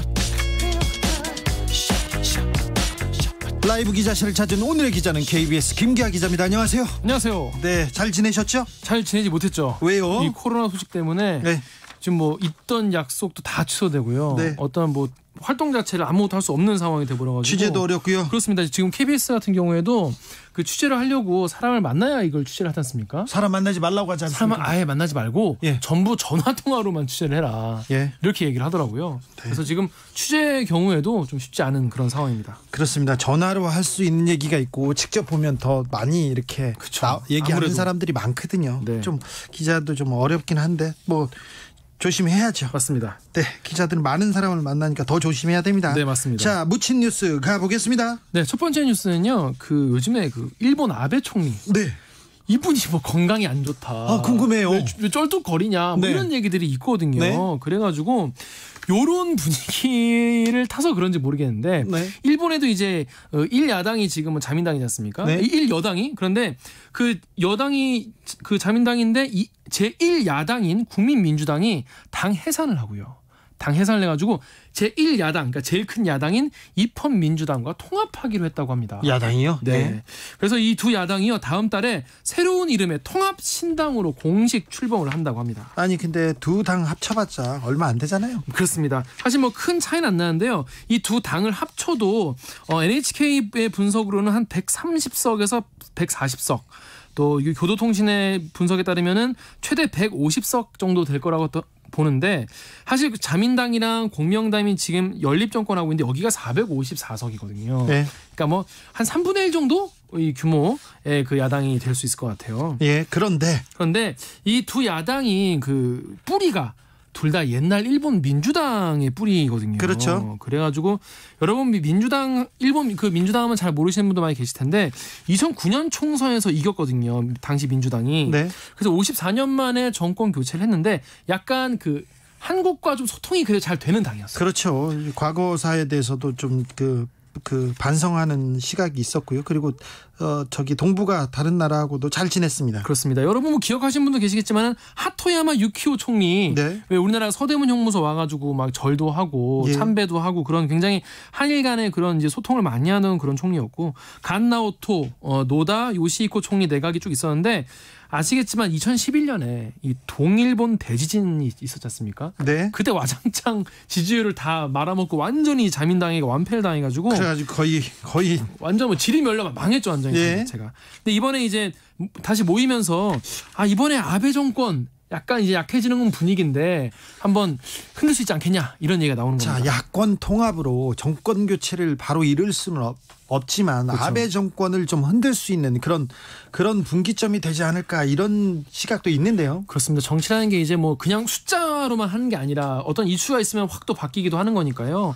최근에 또 아베 정부 지지율이 확 빠지고 있거든요. 예. 그 벚꽃을 보는 모임 스캔들 아시죠? 네. 이게 이제 아베 총리가 이제 자기 지지자들 모아가지고 벚꽃놀이하고 굉장히 큰 행사를 열고 이랬다는 건데 이것 때문에 지지율이 엄청 많이 빠졌어요. 그리고 코로나19 대응 같은 경우에도 제대로 못하고 있죠. 네, 제일 못하는 정치 지도자로 꼽히기도 했어요. 그렇습니다. 그래가지고 지금 뭐 지지율이 확 빠진 상태에다가 건강 이상설 그리고 이 이선 후퇴설까지 지금 나오고 있는. 근데 건강이 안 좋기는 안 좋은가 봐요. 그렇습니다. 이게 안 그래도 그 일본 기자들이 이제 기자회견 한답시고 나왔는데 두 문장만 읽고 들어갔단 말이에요. 예. 그래가지고 총리 도망가지 말라고 소리를 막 지르고 그러지 않았습니까? 일본 기자들이 또 정치인한테 총리한테 이런 적도 없어요. 그렇습니다. 네. 그러니까 아베 총리가 많이 흔들리니까 이런 얘기도 하는 거예요. 그래서 오죽 그렇게 좀 분위기가 좀 이상하다 싶으니까 이런 얘기까지 나오는 건데요. 이렇기 때문에 지금 일본 내부에서는 지금 이 중의원 총선거를 좀 조기 실시해야 되는 거 아니냐 이런 얘기까지 나오는데 네. 그래서 이 두 야당이 반 아베, 반 자민당 이런 식으로 좀 구심점을 좀 키우면은 아마 이번 오는 선거에서 뭔가 달라질 수도 있지 않겠냐 이런 전망이 나오고 있습니다. 그러게요. 왜 일본 정치에 우리가 관심을 가져야 되는지는 모르겠습니다. 아베 총리가 너무 그렇죠. 독주를 하고 있고 그리고 한국 혐한을 이용해서 계속 자기네들 정권을 위해서 이용하고 있어서 이분에 대해서는 좀 어떻게 좀 다른 정치적인 노선도 있어야 되는데 이런 생각을 해서 우리가 묻힌 뉴스에서 다뤄보았습니다. 네. 다음 묻힌 뉴스는 어떤 내용입니까? 네, 아까 제 얘기도 말씀을 드렸지만은 요즘에 지금 그 방송 들으시는 분들도 저녁 약속 이번 주 저녁 약속 다 취소되는 분들 많으실 거예요. 네, 저녁 지금 어렵습니다. 그렇습니다. 힘듭니다. 혼자 드시거나 이제 집에 들어가셔야 되는데 회식도 지금 다 이제 안 하는 분위기잖아요. 예. 지금 뭐 일본 도쿄올림픽 같은 경우에 지금 연기되고 또 이제 취소될 수 있다 이런 얘기까지 나오는데 우리나라 같은 경우에도 지금 국제 행사가 큰 게 있습니다. 바로 부산국제영화제. 이거 부산국제영화제 있죠. 예, 이게 올해로 25번째 25회를 맞는 부산국제영화제 BIFF인데요. 네. 원래는 10월 7일부터 16일까지 열릴 예정이었단 말이에요. 그런데요. 근데 지금 코로나19가 지금 잠잠해지나 싶었는데 갑자기 또 확 터지지 않았습니까? 이거 제대로 열 수 있을까요? 그러니까요. 지금 안 그래도 부산시가 사회적 거리두기 2단계 격상을 했는데 뭐 정상적으로 지금 영화제 할 수 있겠냐 이런 얘기가 나오거든요. 특히 영화제 같은 경우에는 전 세계 영화인들이 모이고 예. 또 취재진들이 몰리고 네. 영화계 스타가 오기 때문에 팬들도 몰려드는 이런 시끌벅적한 축제지 않습니까? 그래야 축제죠. 그렇죠. 근데 과연 이게 지금 하는 게 맞냐? 그래서 부산국제영화제 측이 지금 사흘 연속으로 이걸 지금 개최하는 게 맞는지 오프라인 행사를 줄인다면 어떻게 줄이고 취소한다면 어떻게 취소하고 대안은 뭔지 사흘 연속으로 대책회의 중입니다. 정상적인 행사는 좀 어려워 보이고요. 행사 축소는 좀 불가피한 거 아닌가요? 네, 이미 지금 취소된 행사도 많이 있어요. 벌써 젊은 영화인들이 합숙하면서 영화를 공부하는 아시아 영화 아카데미가 7월부터 있었는데 네. 이거 자체가 아예 취소가 됐고요. 예. 근데 중요한 건 이제 영화를 트냐 안 트냐 상영을 하냐 마냐인데요. 지난 5월에 그 전주 국제영화제는 온라인으로 상영을 했거든요. 그래서 온라인 동영상 서비스인 웨이브에다가 이제 국내 최초로 일반 관객 대상으로 오프라인 없이 온라인으로만 틀긴 했습니다. 그런데 그렇게 운영되긴 했는데 그래서 그런지 좀 영화제에 좀 주목도 떨어졌어요. 관심도도 떨어졌어요. 네. 이게 실제로 이렇게 하면은 이게 영화라는 것이 이번 특히 부산국제영화제 같은 경우에는 이 대중성보다는 좀 작품성이 좀 중요하고 화면을 이제 영화 스크린을 기본으로 만들어놓은 영화가 대부분이기 때문에 이 영화제 특유의 맛을 살릴 수 없고 그만큼 화제도 안 될 것 같다는 그런 아쉬움이 많이 있습니다. 그래가지고 이런 부분을 좀 자세히 검토를 하고 있다고 합니다. 네. 근데 지금 이제 개막이 지금 50일도 안 남았잖아요. 그래서 어떻게 돼요? 저 부산국제영화제 좀 저하고도 굉장히 중요한 연관이 있어요. 뭐 말만 하면 이렇게 연관 많은 게 많은 우리 주진우 기자입니다. 제 작품이 거기에서 지금 초청받아가지고. 그렇구나. 네. 그래서 이거 원래는 다음 달 9일에 이제 기자회견하고 뭐 그래야 되는데 네. 이게 지금 오프라인 영화제 강행하는 거 좀 안 맞을 것 같다 이런 얘기가 많이 나오고 있습니다. 근데 지난번에 그 감독님 나와서 말씀하셨지만은 영화계와 극장업계가 지금 코로나19 때문에 엄청 상반기 때 힘들지 않았습니까? 사실 지난주까지만 해도 영화계에서는 조금 이제 훈풍이 본다. 그래서 극장도 가고 흥행에도 성공하고 그래서 영화계가 제일 먼저 코로나에서 조금 탈출하지 않나 이런 생각도 있었는데 갑자기 일주일 새 얼어붙었습니다. 분위기가 확 달라졌습니다. 그래서 이건 뭐 일부에서는 상영관을 10분의 1로 줄이자 이런 차선책이 나오기도 하는데 네. 지금 중요한 거는 이번 감염병 전문가들 그리고 보건당국의 조언을 들어가지고 개최 여부와 형식 일정 등을 정리를 해서 이사회 임시총회 열어서 곧 결정을 한다고 합니다. 아직 정해진 건 없습니다. 정해진 건 없어요? 네네네. 코로나가 오래 가네요. 그리고 너무 오래 사회 곳곳에 너무 그러니까요. 많은데 영향을 미쳐가지고 참 이게 무슨 일인가 이런 생각도 해봅니다. 기자들의 수다 지금까지 KBS 김기아 기자였습니다. 감사합니다. 고맙습니다. 2081님이 올림픽도 못하는 마당에 영화제는 무리가 아닐까요? 부산 사람으로서 대단히 안타깝지만 영화제는 다음으로 미뤄봅시다 이런 의견 주셨습니다. 느티나무님이 코로나 삼행시 보내주셨습니다. 코까지 마스크 올려서 주세요. 로맨스도 잠시 미뤄둡시다. 나도 남편이랑 멀리 지내요.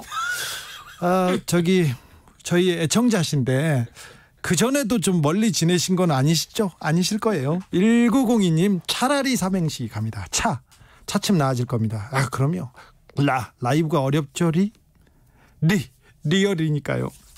추진우 화이팅. 네. 제가 요새 계속 잘 못하나 봐요. 좀 더 열심히 하고 더 잘하겠습니다. 라디오 정보센터 다녀오겠습니다. 조진주 씨. 문재인 대통령은 집중호우로 피해가 발생한 전국 20개 시군구와 36개 읍면동 지역을 3차 특별 재난지역으로 선포했습니다. 특히 이번 3차 선포에 읍면동이 포함된 것은 문재인 정부 들어 2018년에 피해가 극심한 읍면동에 대해서도 국고 추가 지원 및 수혜 대상이 확대될 수 있도록 읍면동 선포 제도를 도입했기 때문에 가능했습니다. 코로나19 신규 확진자 수가 나흘 만에 다시 200명대로 감소했습니다. 국내 발생은 258명, 해외 유입은 8명입니다. 국내 발생은 주로 수도권에 집중됐지만 전국적인 감염 확산 양상을 보이고 있습니다. 전문가를 중심으로 사회적 거리두기 단계를 선제적으로 3단계로 올려야 하는 것 아니냐는 지적이 나오는 가운데 정은경 중앙방역대책본부장은 시기를 놓치지 않게끔 위험도에 대한 평가와 실행력을 높일 수 있는 방법 그리고 3단계 조치 시 범위와 방법에 대해 검토해 의사결정하겠다고 말했습니다. 민주당 강훈식 수석 대변인은 현재 코로나19가 얼마나 확산될지 모르기 때문에 현 상황에서 재난지원금 논의는 적절하지 않다고 밝혔습니다. 일단은 방역에 집중하고 재난지원금 등의 문제는 추후 논의해야 한다는 것입니다. 통합당과 국민의당 등 보수 야권이 2차 긴급재난지원금은 취약계층 위주로 선별 지급해야 한다고 밝혔습니다. 정치권에서 이루어지고 있는 2차 재난지원금 지급 방안에 대해 홍남기 부총리 겸 기획재정부 장관은 이번 주까지 상황을 보고 추후 판단하자면서도 2차로 지급한다면 1차 때와 같은 형태로 이루어지긴 어렵다고 말했습니다.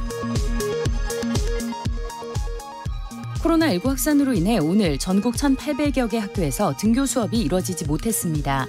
지난 5월 등교를 시작한 이후 등교 수업을 중단한 학교가 4자릿수를 기록한 것은 이번이 처음입니다.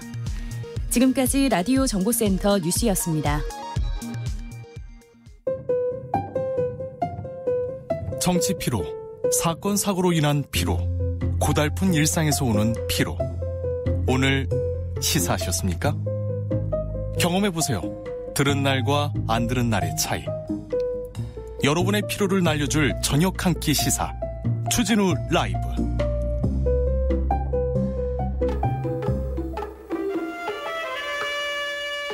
아무리 꼭꼭 숨어도 다 찾아냅니다. 숨은 법인 꼭 집어서 잡아냅니다. 대한민국 경찰의 수사 뒷이야기. 내일은 수사반장.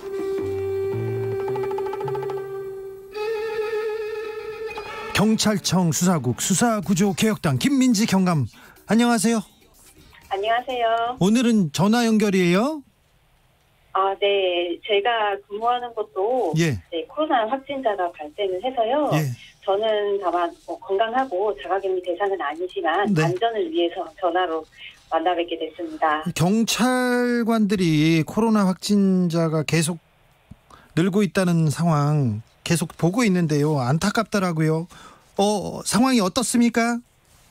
아주 많지는 않고요. 네. 경찰 업무 중에서 시민생활과 맞닿아 있는 부분이 많기 때문에 네. 어쩔 수 없는 부분이기도 한데 경찰서에서도 20명이 안 되는 인원의 경찰관들이 확진이 되어 있고요. 네. 곧바로 동선 파악해서 접촉자들 검사 후 자가격리하고 사무실 통제하는 등 방역 조치를 취하고 있습니다. 근데 8.15 집회에 네. 8.15 집회에 이렇게 갔던 경찰관들 감염 걱정했는데요.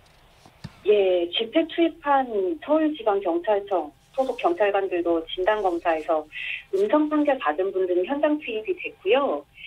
투입된 경찰관들 중에서 확진 판정을 받은 경찰관은 지금 기준으로 약 7여 명 된다고 합니다. 네, 방역수칙을 준수해서 안전이 확인된 경우에 한해서 다시 현장에 배치해서 시민과 현장 경찰과 안전 확보에 최선을 다하고 있습니다. 불법 집회 8.15 광화문 불법 집회를 주도한 사람들은 어떻게 되나요? 먼저 당시 집회에서 경찰관한테 폭행을 행사하거나 네. 아니면 또 해산명령에 불응한 사람들은 일부 체포를 했고 전담 수사팀 꾸려가지고 수사 착수했는데요. 네. 집회 및 시위에 관한 법률 위반이나 공무집행 방해죄, 감염병 그리고 감염병의 예방 및 관리에 관한 법률이 있습니다. 거기에서 해당되는 부분이 있는지를 가려서 예를 들어서 자가격리 대상자인데 이 지침을 위반하고 참석하신 분들도 있잖아요. 네. 그런 분들은 감염병 예방법에 따라서 수사를 피하기가 어렵고요. 만약에 감염 우려가 있다고 보여짐에도 불구하고 코로나 검사를 기연하거나 거부할 경우에는 처벌을 받을 수 있습니다. 예. 만약에 집단 감염이 가속화될 경우에는 뉴스에서 구상권 선고 이런 얘기를 하시는데요. 예. 구상권은 법상 민사소송에서 많이 사용되는 용어인데요. 채무를 대신 변제해준 사람이 채권자 대신해서 채무자한테 반환을 청구할 수 있는 권리입니다. 그렇게 말하면 어려워요. 그렇죠. 그러면 쉽게 말하면 확산시킨 정황이 딱 드러나면 그렇지. 정부가 감염자한테 치료비 썼잖아요. 방역비 썼잖아요. 네. 근데 그 치료비 방역비를 왜 썼어요? 여기에서 네. 이제 확산을 시킨 과실이 있는 분들이 있으실 거예요. 그런데 그런 분들한테 네. 정부가 쓴 돈을 대신 청구를 하는 겁니다. 아니 근데 이런 분들이 좀 많아 보이는데 경찰은 왜 이렇게 못 잡아요? 경찰이 지금 좀 코로나 검사 거부하는 사람들 대응 방침 좀 세우고 있습니까? 그렇죠. 정부가 그 서울시 긴급점검 회의에서 상황인식이 엄중하다고 표했고 현재 위기 상황이 지금 서울하고 수도권에 닥쳤잖아요. 네.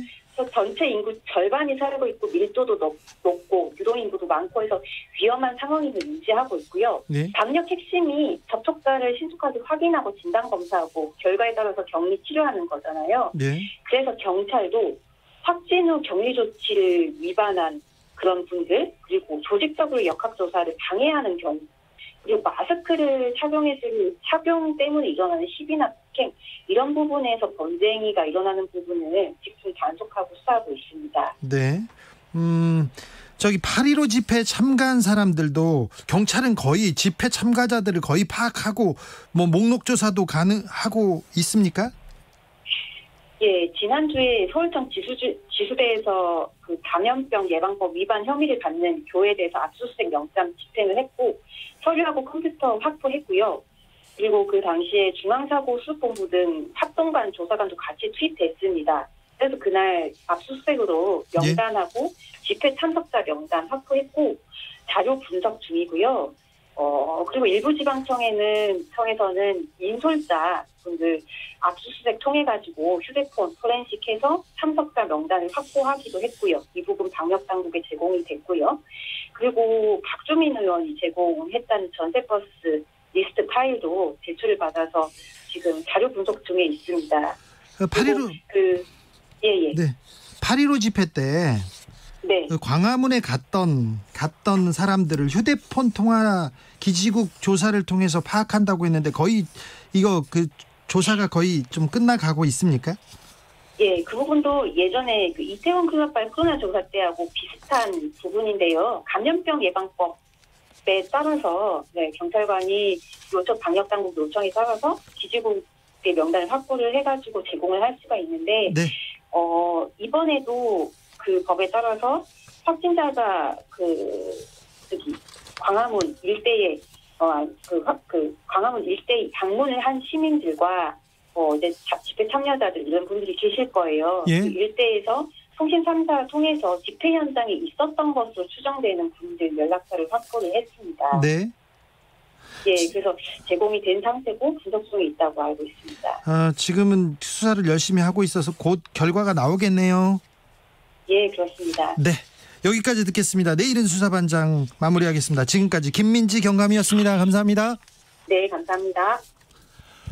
9909님 또 삼행시 보냈습니다. 코로나 끝나면 롤라장 갈 거예요. 나비처럼 탈 거예요. 나도 가고 싶네요. 교통정보센터 다녀오겠습니다. 공인혜 씨. 네, 이 시각 교통정보입니다. 퇴근길 교통량이 많습니다. 또 사고 구간에도 조심을 하셔야겠는데요. 중부고속도로 하남 방향 경기 광주 분기점 부근 1, 2차로를 막고서 버스 관련 사고 처리 중이라 1km 정체가 극심하고요. 제2중부고속도로 하남 쪽 신월천교에서 하번천 터널 사이로 3km가 넘게 막히는 이유도 이 하번천 터널 부근 1차로에서 승용차 사고가 있었기 때문입니다. 경부고속도로 서울 쪽은 오산 일대와 기흥에서 수원, 죽전 휴게소 부근으로 구간 정체가 이어지고요. 이후 서울 요금소부터 서울 시내 진입하시기도 더딥니다. 서울로 들어오셔도 올림픽대로 공항 쪽은 성수대교부터 가양대교까지 길게 퇴근 정체 이어지면서 이 구간 모두 지나시는데 1시간이 넘게 걸리고 있고요. 같은 방향 강변북로 정체는 반포대교부터 행주대교 구간입니다. 또 서부간선도로 양방향 전 구간에서 제속도를 못 내고 있고 분당서로 청담대교 쪽 수서부근 3차로의 추돌 사고는 정리됐지만 아직 주변으로 정체 남아 있습니다. KBS 교통정보센터였습니다. 테이크아웃 시사 나왔습니다. 오늘도 하나 챙겨가세요. 주진우 라이브.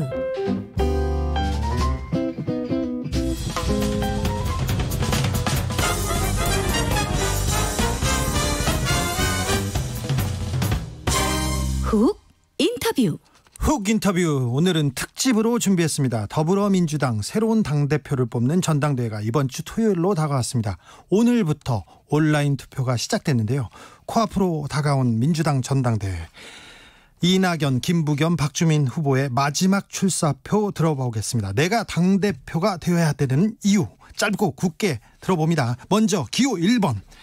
현재 코로나 검사에서 음성 판정을 받고 자가격리 상태입니다. 그래서 SNS 삼매경에 빠졌다는 사람이 있습니다. 인사 나눠보겠습니다. 이낙연 후보 안녕하세요. 네, 안녕하세요. 네, 자가격리 일주일째 집에서 이렇게 있으니 어떻게 하루를 보내세요? 아이고 참 답답합니다. 그렇죠. 예. 아침 식사 제가 식단을 봤는데 사과 먹고 우유 먹고 이거 이렇게 드세요? 예, 그렇게 먹으면 배가 편하고요. 예. 조금 양이 부족한 듯하지만 네. 점심 저녁을 그 대신에 맛있게 먹으면 되니까요. 네. 잘 다려진 셔츠 입고 아침 드시는 거 인상적이었는데 아침에 셔츠 이렇게 입고 그러십니까? 아니에요. 보통은 집에서는 파자마 입고 지내지요. 그런데 보여주려고. 네. 할 일이 많고 뛸 일이 많은데 조금 답답하시겠어요 지금? 예, 그렇습니다. 안타깝지만 도리가 없네요. 네. 김부겸 후보께서 선거운동 차질이 불가피하다. 전대 연기해야 된다. 이런 주장도 있었습니다. 그런데 강행된 이유 뭐라고 보십니까? 당의 전당대회 준비위원회가 여러 가지로 검토한 끝에 예정대로 하는 게 맞겠다고 결론을 냈습니다. 그 이유는 아마 이거였을 겁니다. 이번 투표가 오늘은 권리당원부터 했는데요. 권리당원, 대의원 이런 식으로 여러 뭐라고 해야 되나요? 구분이 돼 있고요. 그에 따라서 투표 시기가 다르고 방법도 조금씩 달라요. 그런데 만약에 연기하게 되면 굉장히 그 준비 과정에 혼선이 올 겁니다. 그리고 당 지도부가 대표님이 이번 29일에 임기가 끝나기 때문에 대표 공백의 시기가 길어진다는 것도 안 좋고 그래서 그냥 예정대로 하는 게 좋겠다 이렇게 결론을 내린 것 같아요. 네, 예전 전당대회 때는 좀 흥행도 되고 연설하면 그게 화제도 되고 그랬는데 이번에는 코로나 때문에 그런지 굉장히 조용합니다. 조금 안타깝죠. 예, 그건 아쉽죠. 당으로서는 이런 때 이제 국민들 관심도 끌고 하면 좋겠지만 그러나 국민들이 코로나 때문에 몹시 힘들어하시고 서로 또 대면 접촉도 하지 말자, 아예 집 밖에 나오지 말자 하는 그런 시기에 자기들 흥행만을 위해서 여론을 떤다는 건 도리가 아니지요. 네. 그래서 흥행이 있으면 좋지만 흥행이 가장 중요한 것은 아니니까요. 저희들이 뭐 조용한 전당대회도 불가피하다 이렇게 생각합니다. 당대표가 되시면 그전에 총리 때도 하셨고 도지사 때도 행정을 하셨지 않습니까? 당대표가 되시면 이 코로나 상황 어떻게 좀 극복해 보겠다 이런 좀 안이 있을 것 같은데요. 네, 우선은 방역은 정부에 전면적으로 협조해야 됩니다. 네. 그리고 이제 경제 비상 대처, 실업자가 많이 생긴다거나 또는 자영업자, 소상공인들이 무너진다거나 이런 것들은 당이 상당한 정도까지 정부와 거의 대등하게 협조를 해야 되죠. 왜냐하면 현장의 목소리, 현장의 상황은 당이 좀 더 많이 알기 때문에 당의 역할이 커집니다. 예. 그리고 이제 미래 준비 또한 당에서 할 일이 많죠. 그렇게 분야별로 어떤 것은 정부에 전면적으로 협력하고 어떤 것은 정부의 제안이나 조언을 해주고 어떤 것은 당이 조금 더 주도력을 가지고 준비하고 이렇게 분야에 따라 조금씩 다릅니다. 네. 2차 재난지원금 관련해서 지금 여러 말들이 오가는데요. 네네. 이낙연 후보님의 생각은 어떠신지요? 우선은 어젯밤 고위당정청 회의가 있었어요. 네. 당과 정부와 청와대 고위인사, 대통령님은 멤버가 아니십니다만은 네. 총리와 당대표, 청와대 비서실장, 정책실장이 포함된 10명의 회의가 있는데 거기서 결론을 냈습니다. 네. 지금은 방역에 집중할 때다. 이렇게 결론을 냈는데 그 이유가 조금 우리 국민들께서도 이해해 주실 필요가 있습니다. 첫째는 코로나 사태가 너무 엄중하기 때문에 거기에 집중해야 한다는 것이 첫 번째 이유고요. 두 번째는 그동안의 정부가, 그동안이라는 것은 1차 재난지원금을 지급하고 난 뒤에 우리 사회적 약자들을 위한 여러 정책을 보강했었더랬어요. 네. 예를 들면 고용유지 지원금을 확대한다든가 이런 식으로. 그런데 그 정책과 재난지원금을 관계를 어떻게 할 것인가. 그것을 중지하고 이걸 주자는 얘기인가. 그러면 정책이 뒤죽박죽 되고요. 네. 거기다 얹어서 또 돈을 주자 그러면 재정 부담이 커지고. 세 번째는 굉장히 조심스럽습니다만 이 상황이 어떻게 될지를 아직 모릅니다. 네. 만약에 심각하게 된다 그러면 재난지원금으로 해결이 안 되는 상황이 올 수도 있죠. 예. 그래서 조금 더 보자. 언제까지 보느냐 그러면 이번 주말까지는 가야 될 겁니다. 왜냐하면 광복절 집회 때 그 감염됐을지도 모를 분들이 증상이 나타나는 게 이번 주말까지입니다. 네. 코로나 바이러스가 잠복기가 2주일이라 하니까요. 네. 그래서 이번 주말까지는 봐야 약간은 가닥이 잡힐 걸로 그렇게 생각이 됩니다. 알겠습니다. 그걸 보고 판단해야 한다 이런 얘기죠. 후보님은 잘 아는 부분에 대해서는 지나치게 논리적이고 지나치게 설명을 잘해가지고요. 좀 문제가 네. 있습니다. 이건 좀 곤란하실 거예요. 네. 이제 집으로 떼돈 버는 시대는 끝났다. 이렇게 부동산 정책에 대해서 원칙을 잡았습니다. 그런데 정부가 정책을 내놔도 국민들이 그렇게 생각을 안 합니다. 예. 요거 어떻게 하시겠습니까? 우선은요. 이번에 종부세도 강화했고 또 취득세, 양도소득세도 강화했습니다. 이렇게 되면 집으로 큰 돈을 벌기는 굉장히 어려워졌을 겁니다. 예. 이 세금을 완화하지 않고 유지하면서 보면은 확실히 투기의 매력은 줄어들 것으로 보고요. 예. 그다음에 이제 제가 몇 가지 말씀드린 것은 집 없는 분들께는 희망을 드리자라는 얘기는 공공주택을 확대 공급해야 됩니다. 그래서 그냥 거기에 들어가 살기에 조금 좀 그 체면이 서지 않는다. 그런 정도를 좀 넘어서는 네. 거기에 들어가 살더라도 괜찮다. 이런 것이 있어야 되고요. 그다음에 실거주자들은 세금 부담이 늘지 않도록 배려해서 안심감을 드리는 것이 필요하다. 이렇게 생각합니다. 네. 정부의 부동산 정책 방향은 옳다 이렇게 보시는 거죠? 네, 그렇습니다. 효과가 나타나고 있다고 생각합니다. 네. 최근에 광화문 집회 여파로 반등하긴 했지만 더불어민주당 지지율 꾸준히 하락세입니다. 조금 이거 어떻게 극복하실 건가요? 예. 이제 그동안에 저희가 국민의 삶의 문제에 대해서 기민하지 못했었다. 또 국민들이 마음에 받으시는 상처에 대해서 민감하지 못했었다 하는 반성을 하고 있습니다. 네. 그것은 더 기민하고 민감하게 할 것이고요. 일을 그때그때 일을 하나씩 하면서 신뢰를 쌓아가면 지지율은 회복될 수 있다고 믿습니다. 네. 후보님이 민주당 당대표가 되어야 되는 이유 어디에 있습니까? 지금 위기이기 때문입니다. 위기이기 때문에 위기에는 왜 이낙연입니까? 제가 위기를 많이 다뤄본 경험이 있습니다. 그것도 종합적으로 해봤기 때문에요. 총리 시절에 산불, 지진, 태풍, 메르스, 돼지 열병, 조류 독감 다 다뤄봤고요. 대부분 성공적이었습니다. 아, 네. 그리고 총리를 마치고 난 뒤에는 국난극복위원장으로 넉 달 동안 일을 했어요. 네. 그 업무의 연장선상에 있기 때문에 제가 조금 더 연습 기간 없이도 할 수 있을 것이다 이렇게 생각합니다. 위기에는 이낙연이 잘할 수 있다 이거죠? 네. 더불어민주당의 시대적 역할 그리고 더불어민주당 당대표의 사명은 어디에 있다고 보십니까? 우선 당장은 위기를 극복해야 되고요. 예. 그리고 미래를 준비해야 됩니다.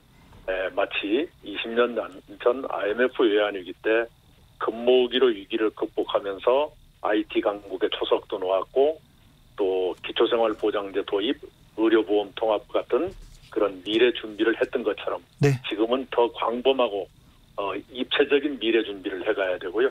또 위기도 그때보다는 훨씬 더 복합적이기 때문에 네. 그때보다는 더 많은 지혜가 필요할 것이다 이렇게 생각합니다. 최근 여론조사에서 이재명 경기도지사 대선 지지율이 지금 앞지르고 있습니다. 좀 약오르시지 않으세요? 예, 그런 일은 언젠가는 오게 돼 있죠. 앞으로도 또 올 겁니다. 네, 약오르긴 하죠.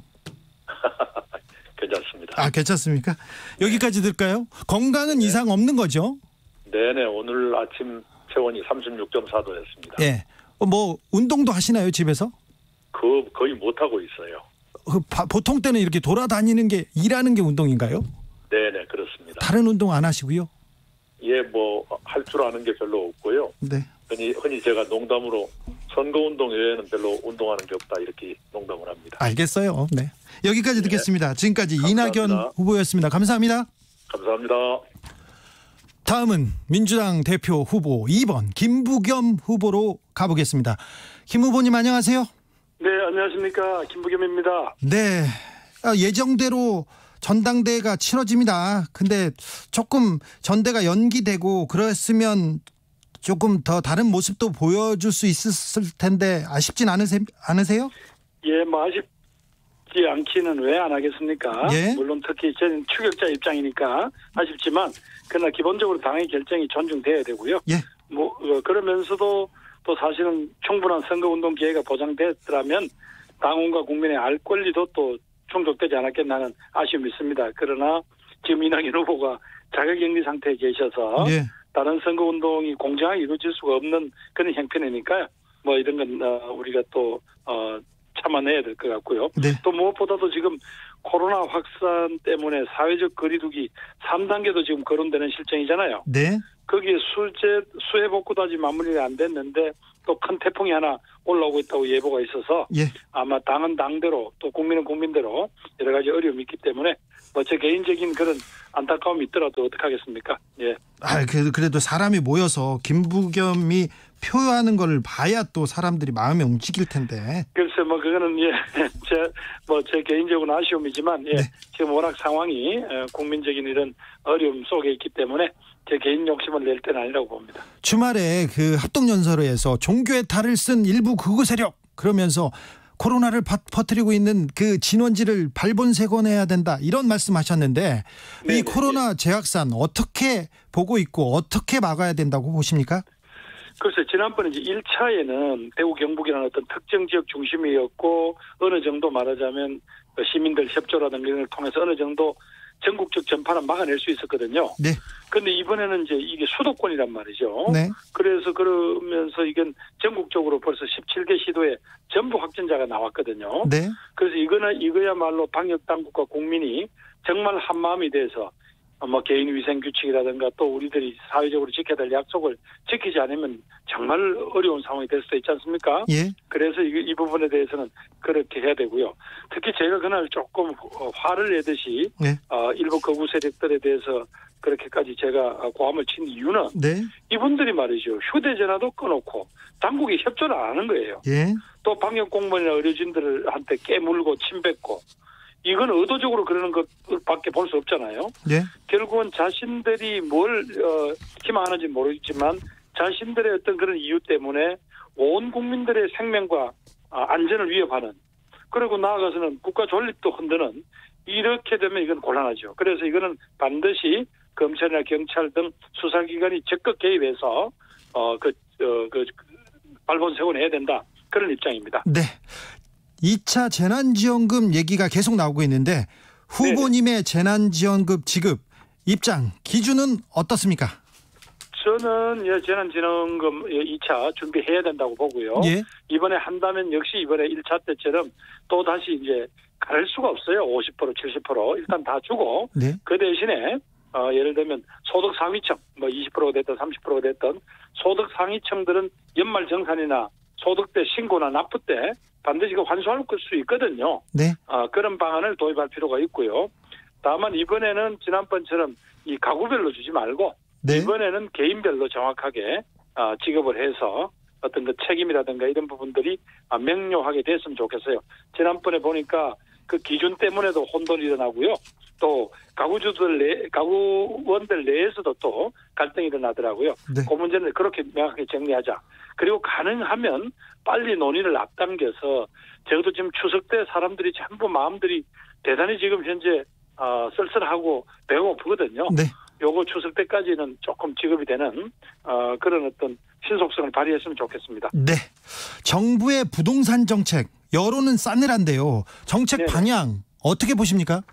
예, 일단은 국민들이 그렇게 화가 나신 것, 또 국민들이 여러 가지 회초리 되신 것에 대해서는 충분히 저희들이 죄송하다는 말씀을 드립니다. 네. 그러나 지금 이번에 국회에서 통과된 이른바 부동산 3법, 다주택자에 대해서는 세금을 더 많이 물리고 네. 또 부동산 투기 세력에 대해서는 여러 가지 저희들이 제동 장치를 만들고 또 그러면서도 전월세 함부로 올리지 못하게 하고 하는 이 전월세 3법, 부동산 3법 등이 일단 통과가 됐습니다. 네. 그래서 이 부분들이 시장에다가 어떤 강력한 어떤 신호를 줄 거거든요. 예. 그게 조금 자리 잡을 때까지는 국민들께서 조금 기다려 주시면 어떨까 싶고요.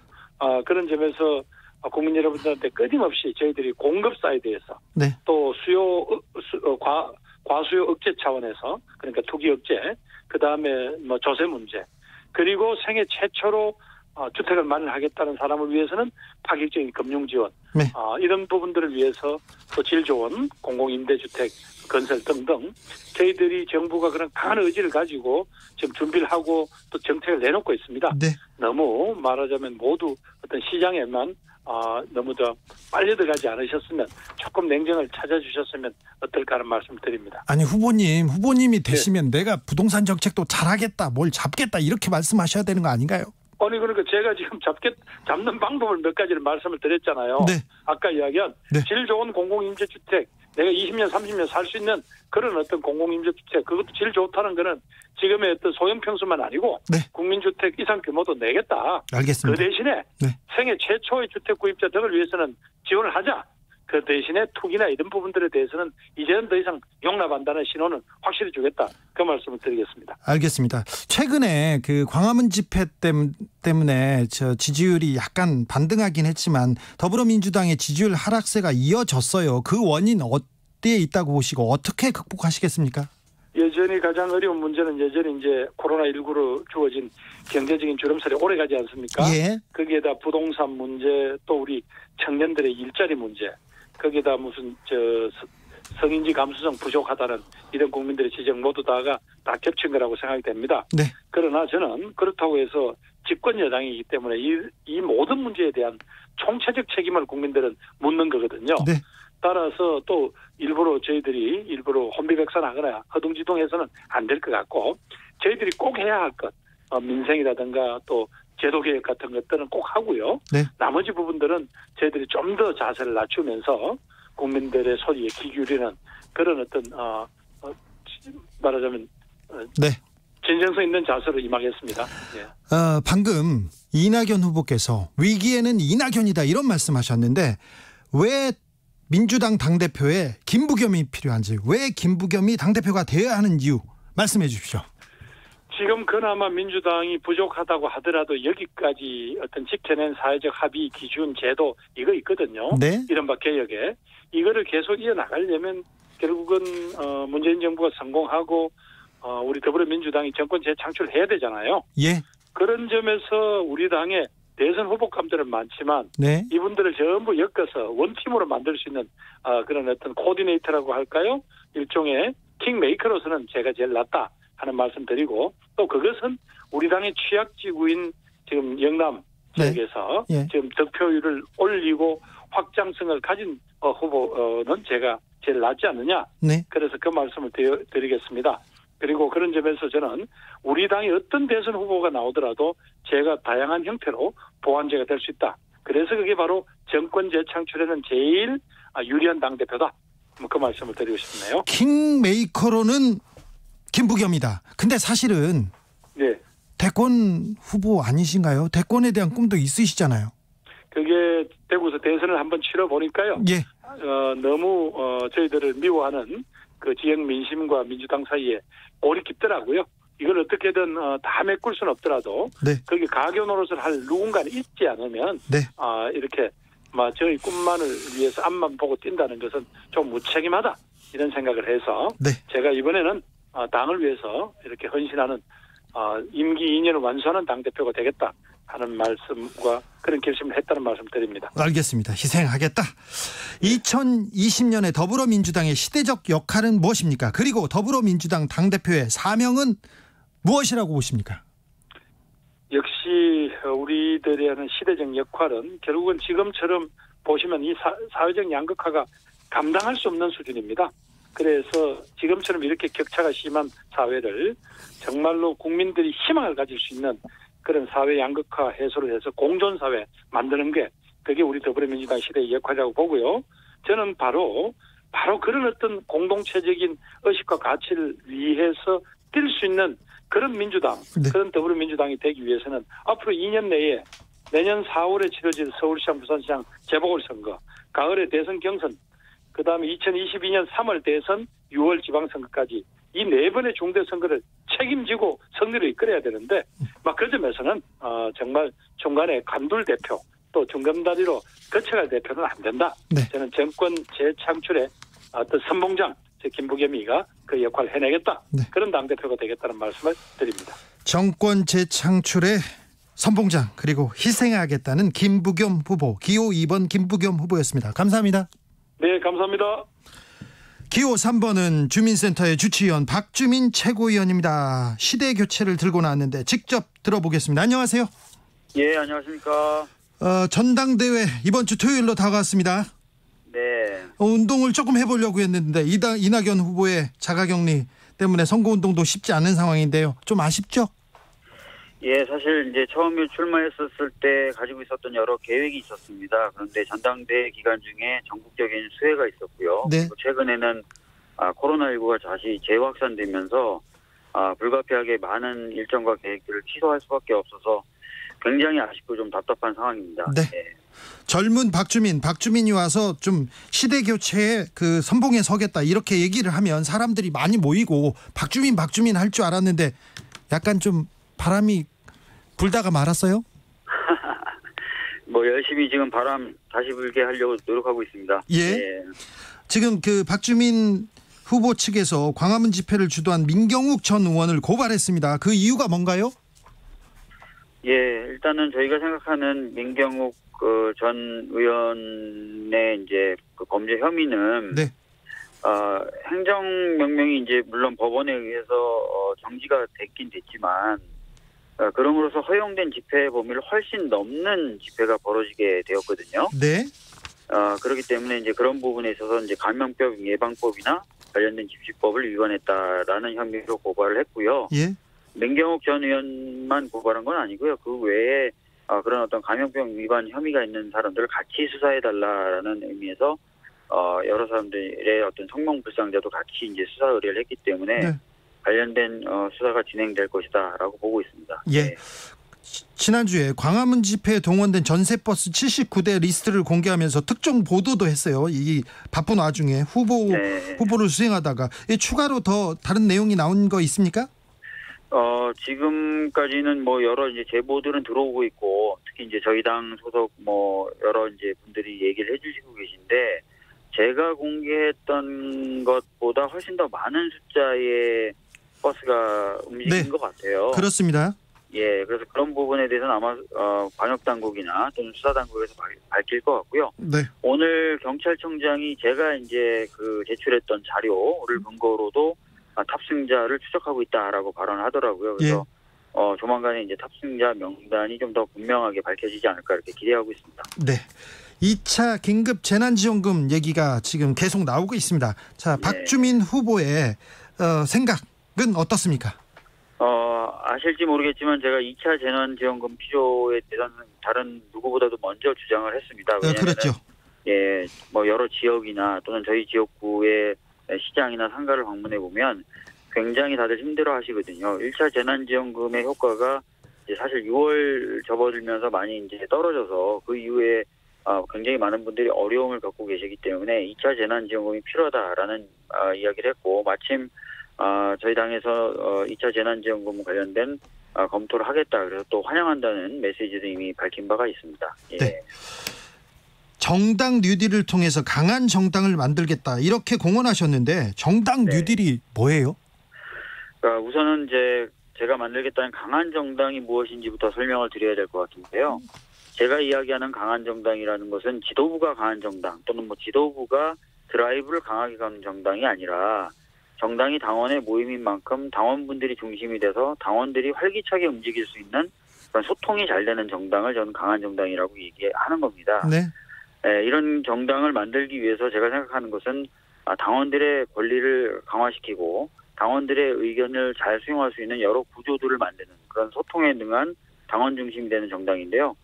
예를 들어서 당원이 지금 갖고 있는 여러 가지 공직 후보자 선출에 관련된 권한도 강화하고 확대하고, 또 당원들이 정당의 의견을 쉽게 낼 수 있도록 청원권 제도를 신설하고 강화하는 거, 그리고 상향식 정책 결정을 위한 정책 전당대회를 정례화하는 거, 그다음에 지역위원회를 민주적으로 운영할 수 있도록 하는 거, 그다음에 당원과 당대표 간의 수시적 정례적 온라인 오프라인 미팅을 추진하는 거, 뭐 이런 것들을 해서 아까 말씀드렸던 대로 당원이 좀 중심이 되고 당원과 당 간의 소통이 원활한 그런 정당을 만드는 게 정당 뉴딜이라고 저희들은 부르고 있습니다. 네. 조금 더 많이 설명해야 되겠다. 다른 사람들이 잘 못 알아들을 수도 있어요. 못 알아들으세요? 아니, 저는 괜찮은데 다른 데서 못 알아들을 수도 있어요. 자, 부동산 정책 내놓기만 하면 집값이 뛰고 국민 여론 차갑습니다. 이 부분에 대해서는 부동산 정책은 지금 옳은 방향으로 가고 있다고 보십니까? 어떻게 부동산 문제를 해결해야 된다고 보십니까? 이게 가장 중요한 문제 같아요, 지금은. 네. 제가 뭐 여러 차례 입장을 밝힌 것처럼 최근에 정부가 내놓은 부동산 정책의 방향은 맞습니다. 왜냐하면 부동산 시장이 지금 시장 논리대로 움직이는 것이 아니기 때문에 그 시장 논리대로 움직이지 않게 하는, 그러니까 어떤 경제적 이익을 추구하는 수요층을 겨냥한 정책들은 굉장히 바람직하다고 생각합니다. 다만 공급 대책의 경우에는 효과가 나타내려면 좀 시간이 걸리고요. 그런 부분이 있기 때문에 조금 더 지켜봐 주셨으면 좋겠다는 말씀을 드리겠습니다. 그래서 제가 이제 말씀드렸던 것처럼 올해 말이나 늦어도 내년 초에는 보다 분명한 이제 정책적 효과가 나타날 거라고 생각하고요. 네. 다만 이제 몇 가지 측면에서 기존에 나왔던 정책들이 이제 구멍이 있는 경우가 있었고, 그런 구멍을 통해서 좀 투기적인 이익을 누리려는 세력들이 빠져나간 후에 이제 어떤 초과적 이익을 누리는 모습들이 좀 보여졌던 것 같아요. 그러다 보니까 전체적으로 국민분들이 갖고 계신 부동산 정책에 대한 신뢰성을 훼손시키는 그런 경향이 나타났었는데, 그런 구멍들을 좀 메우는 방향으로 조금 정책적 방향이 좀 수정됐으면 좋겠다는 의견은 가지고 있습니다. 네. 뭐 예를 들어서 종부세 세율은 인상을 했지만 실제로 종부세를 부담하는 그 과세 대상이 되는 숫자가 굉장히 적다는 거 아닙니까? 그렇죠. 그래서 구멍이 많고요. 약간 과세 대상을 좀 늘리기 위해서 과세 대상 구간을 좀 조정하는 문제, 이런 것도 검토해 볼 필요가 있고요. 그다음에 조정지구와 조정지구가 아닌 곳으로 나눠서 이제 법을 적용하다 보니까 항상 이제 조정지구가 아닌 곳으로 풍선 효과가 발생하는 효과를 났었는데, 그런 부분을 좀 조정할 필요가 있다고 생각합니다. 네. 그런 것들을 좀 조정을 하는 그런 작업도 좀 추후에 하자라는 게 제 기본적인 입장입니다. 광화문 집회 그리고 정광훈 목사 파동이 겹치면서 더불어민주당 지지율이 조금 올라가긴 했어요. 그런데 최근까지 더불어민주당의 지지율 하락세는 좀 보였습니다. 그 원인을 어떻게 보시고요? 자, 어떻게 이 지지율을 반등시킬 것인지 박주민이 하면. 네. 제가 이제 지금 바라보고 있는 정치적 상황은 이렇습니다. 현재 이제 무대가 있다면 그 무대 위에 혼자 올라서 있는 게 더불어민주당입니다. 그러니까 미래통합당은 사실상 이제 마이너스 관리만 하면서 무대 위로 안 올라오려고 노력을 하고 있죠. 그래서 무대 위에 이제 더불어민주당이 혼자 올라와 있고 그 무대 위에서 이제 김연아 선수처럼 성공적으로 자신의 이제 경기를 펼쳐야 되는 거예요. 그리고 국민들은 그것을 보고 이제 평가를 하는 상황이 되는 건데, 이 과정에서 저희들이 국민과 이제 소통을 굉장히 잘하면서 우리에게 주어진 과제들을 이제 잘 하면, 즉 경기를 이제 성공적으로 마치면 이제 지지율이 오르게 되겠죠. 근데 최근에 이제 정책을 집행하는 과정에서 국민분들에게 충분한 설명과 소통이 좀 부족하지 않았나라는 생각이 들고요. 그래서 제가 이제 말씀드리는 것은 좀 더 국민분들에게 다가가서 국민들의 감정선과 눈높이에 맞는 그런 정책도 만들고 정책이 집행하는 과정에서는 국민들께 필요한 설명은 잘 드리고 필요한 설득은 제대로 하자. 이게 사실 원래 정당이 본질적으로 수행해야 될 기능입니다. 근데 이런 기능이 조금 약해지다 보니까 최근에 이제 여러 가지 논란이 있었던 건데 정상적으로 정당의 본질적이고 본연의 기능을 제대로 수행하자. 그러면 지지율과 국민의 신뢰는 회복될 것이다. 이렇게 보고 있습니다. 겸손한 박주민이 있으면 신뢰가 회복될 텐데 이런 사람도 있는데요. 예. 자, 위기엔 이낙연 그리고 희생의 김부겸. 네. 박주민이 민주당 당대표가 되어야 되는 이유는 어디에 있습니까? 예, 지금 현재의 위기 관리 그리고 이후 다가올 대선에 대한 안정적 관리 물론 중요합니다. 그런데 그건 기본이고요. 저는 그것과 함께 더 우리가 집중해야 될 문제도 있다고 생각합니다. 그거는 오랫동안 우리 사회에 존재해 왔으나 제대로 해결되지 않아서 우리 사회를 굉장히 어렵게 만들어왔던 오래된 과제들이 있지 않습니까? 그런 과제들을 제대로 해결하거나 또는 과제 해결을 위한 청사진을 국민들과 소통하면서 제시하는 것. 이것이 이제 176석을 우리 당에게 주신 국민들의 뜻이라고 생각합니다. 그래서 이제 앞으로 있을 대선까지 2년 내 기간 동안 이렇게 오래돼 왔고 우리 국민들 힘들게 해왔던 여러 문제들을 제대로 해결하는 모습, 그것을 통해서 국민 삶의 질을 실질적으로 개선시키는 효과, 이런 것들을 낳아야만 국민들이 우리에게 주셨던 기대에 부응하는 것이자 대선에서 승리할 수 있는 길이 열린다고 저는 보고 있습니다. 그래서 이렇게 장기적이고 오래됐던 과제들을 해결하는 당의 어떤 구조를 만들고 당력을 집중해서 그런 부분들을 국민과 함께 해결하는 과정을 만들어 나가야 된다. 그래야만 우리 사회도 새로운 어떤 사회로 진입할 수 있고 미래 세대도 희망을 가질 수 있다. 그런 어떤 미래, 그런 어떤 10년, 20년 내다본 어떤 청사진, 이런 측면에 있어서는 다른 두 분보다는 제가 더 나은 점이 있다는 말씀을 드리겠습니다. 자, 미래의 박주민. 네. 알겠습니다. 2020년에 더불어민주당의 시대적 역할은 무엇입니까? 그리고 더불어민주당 당대표의 사명은 무엇이라고 봅니까? 예, 아까 말씀드렸던 것처럼 최근에 우리 당에게 국민분들이 거신 기대가 굉장히 크고 그렇습니다. 그래서 그런 부분에 대해서 제대로 응답하는 것은 아까 말씀드렸던 것처럼 그동안 우리 사회를 굉장히 힘들게 해왔지만 제대로 해결되지 않았던 과제들을 해결하는 것, 흔들림 없이 해결해 나가는 것, 그래서 새로운 시대로 우리 시대를 전환시키는 것, 새로운 사회로 접어들게 만드는 것, 이것이 바로 우리 당의 과제와 역할이라고 생각을 하고요. 당대표는 바로 그런 역할을 정당이 수행해낼 수 있도록 당을 수평적이면서도 굉장히 활기찬 그런 구조로 만드는 역할을 해야 된다고 생각합니다. 그래서 제가 그런 역할에 적합하다, 그렇게 주장을 하겠습니다. 알겠습니다. 지금까지 기호 3번 박주민 의원이었습니다. 전당대회 잘 치르시고요. 다음 주 월요일 날 주민센터에서 뵙겠습니다. 당대표로 돌아왔으면 또 좋겠는데요. 안 돌아와도 우리는 언제나 환영합니다. 예, 감사합니다. 네, 기운을 내주십시오. 네. 훅 인터뷰.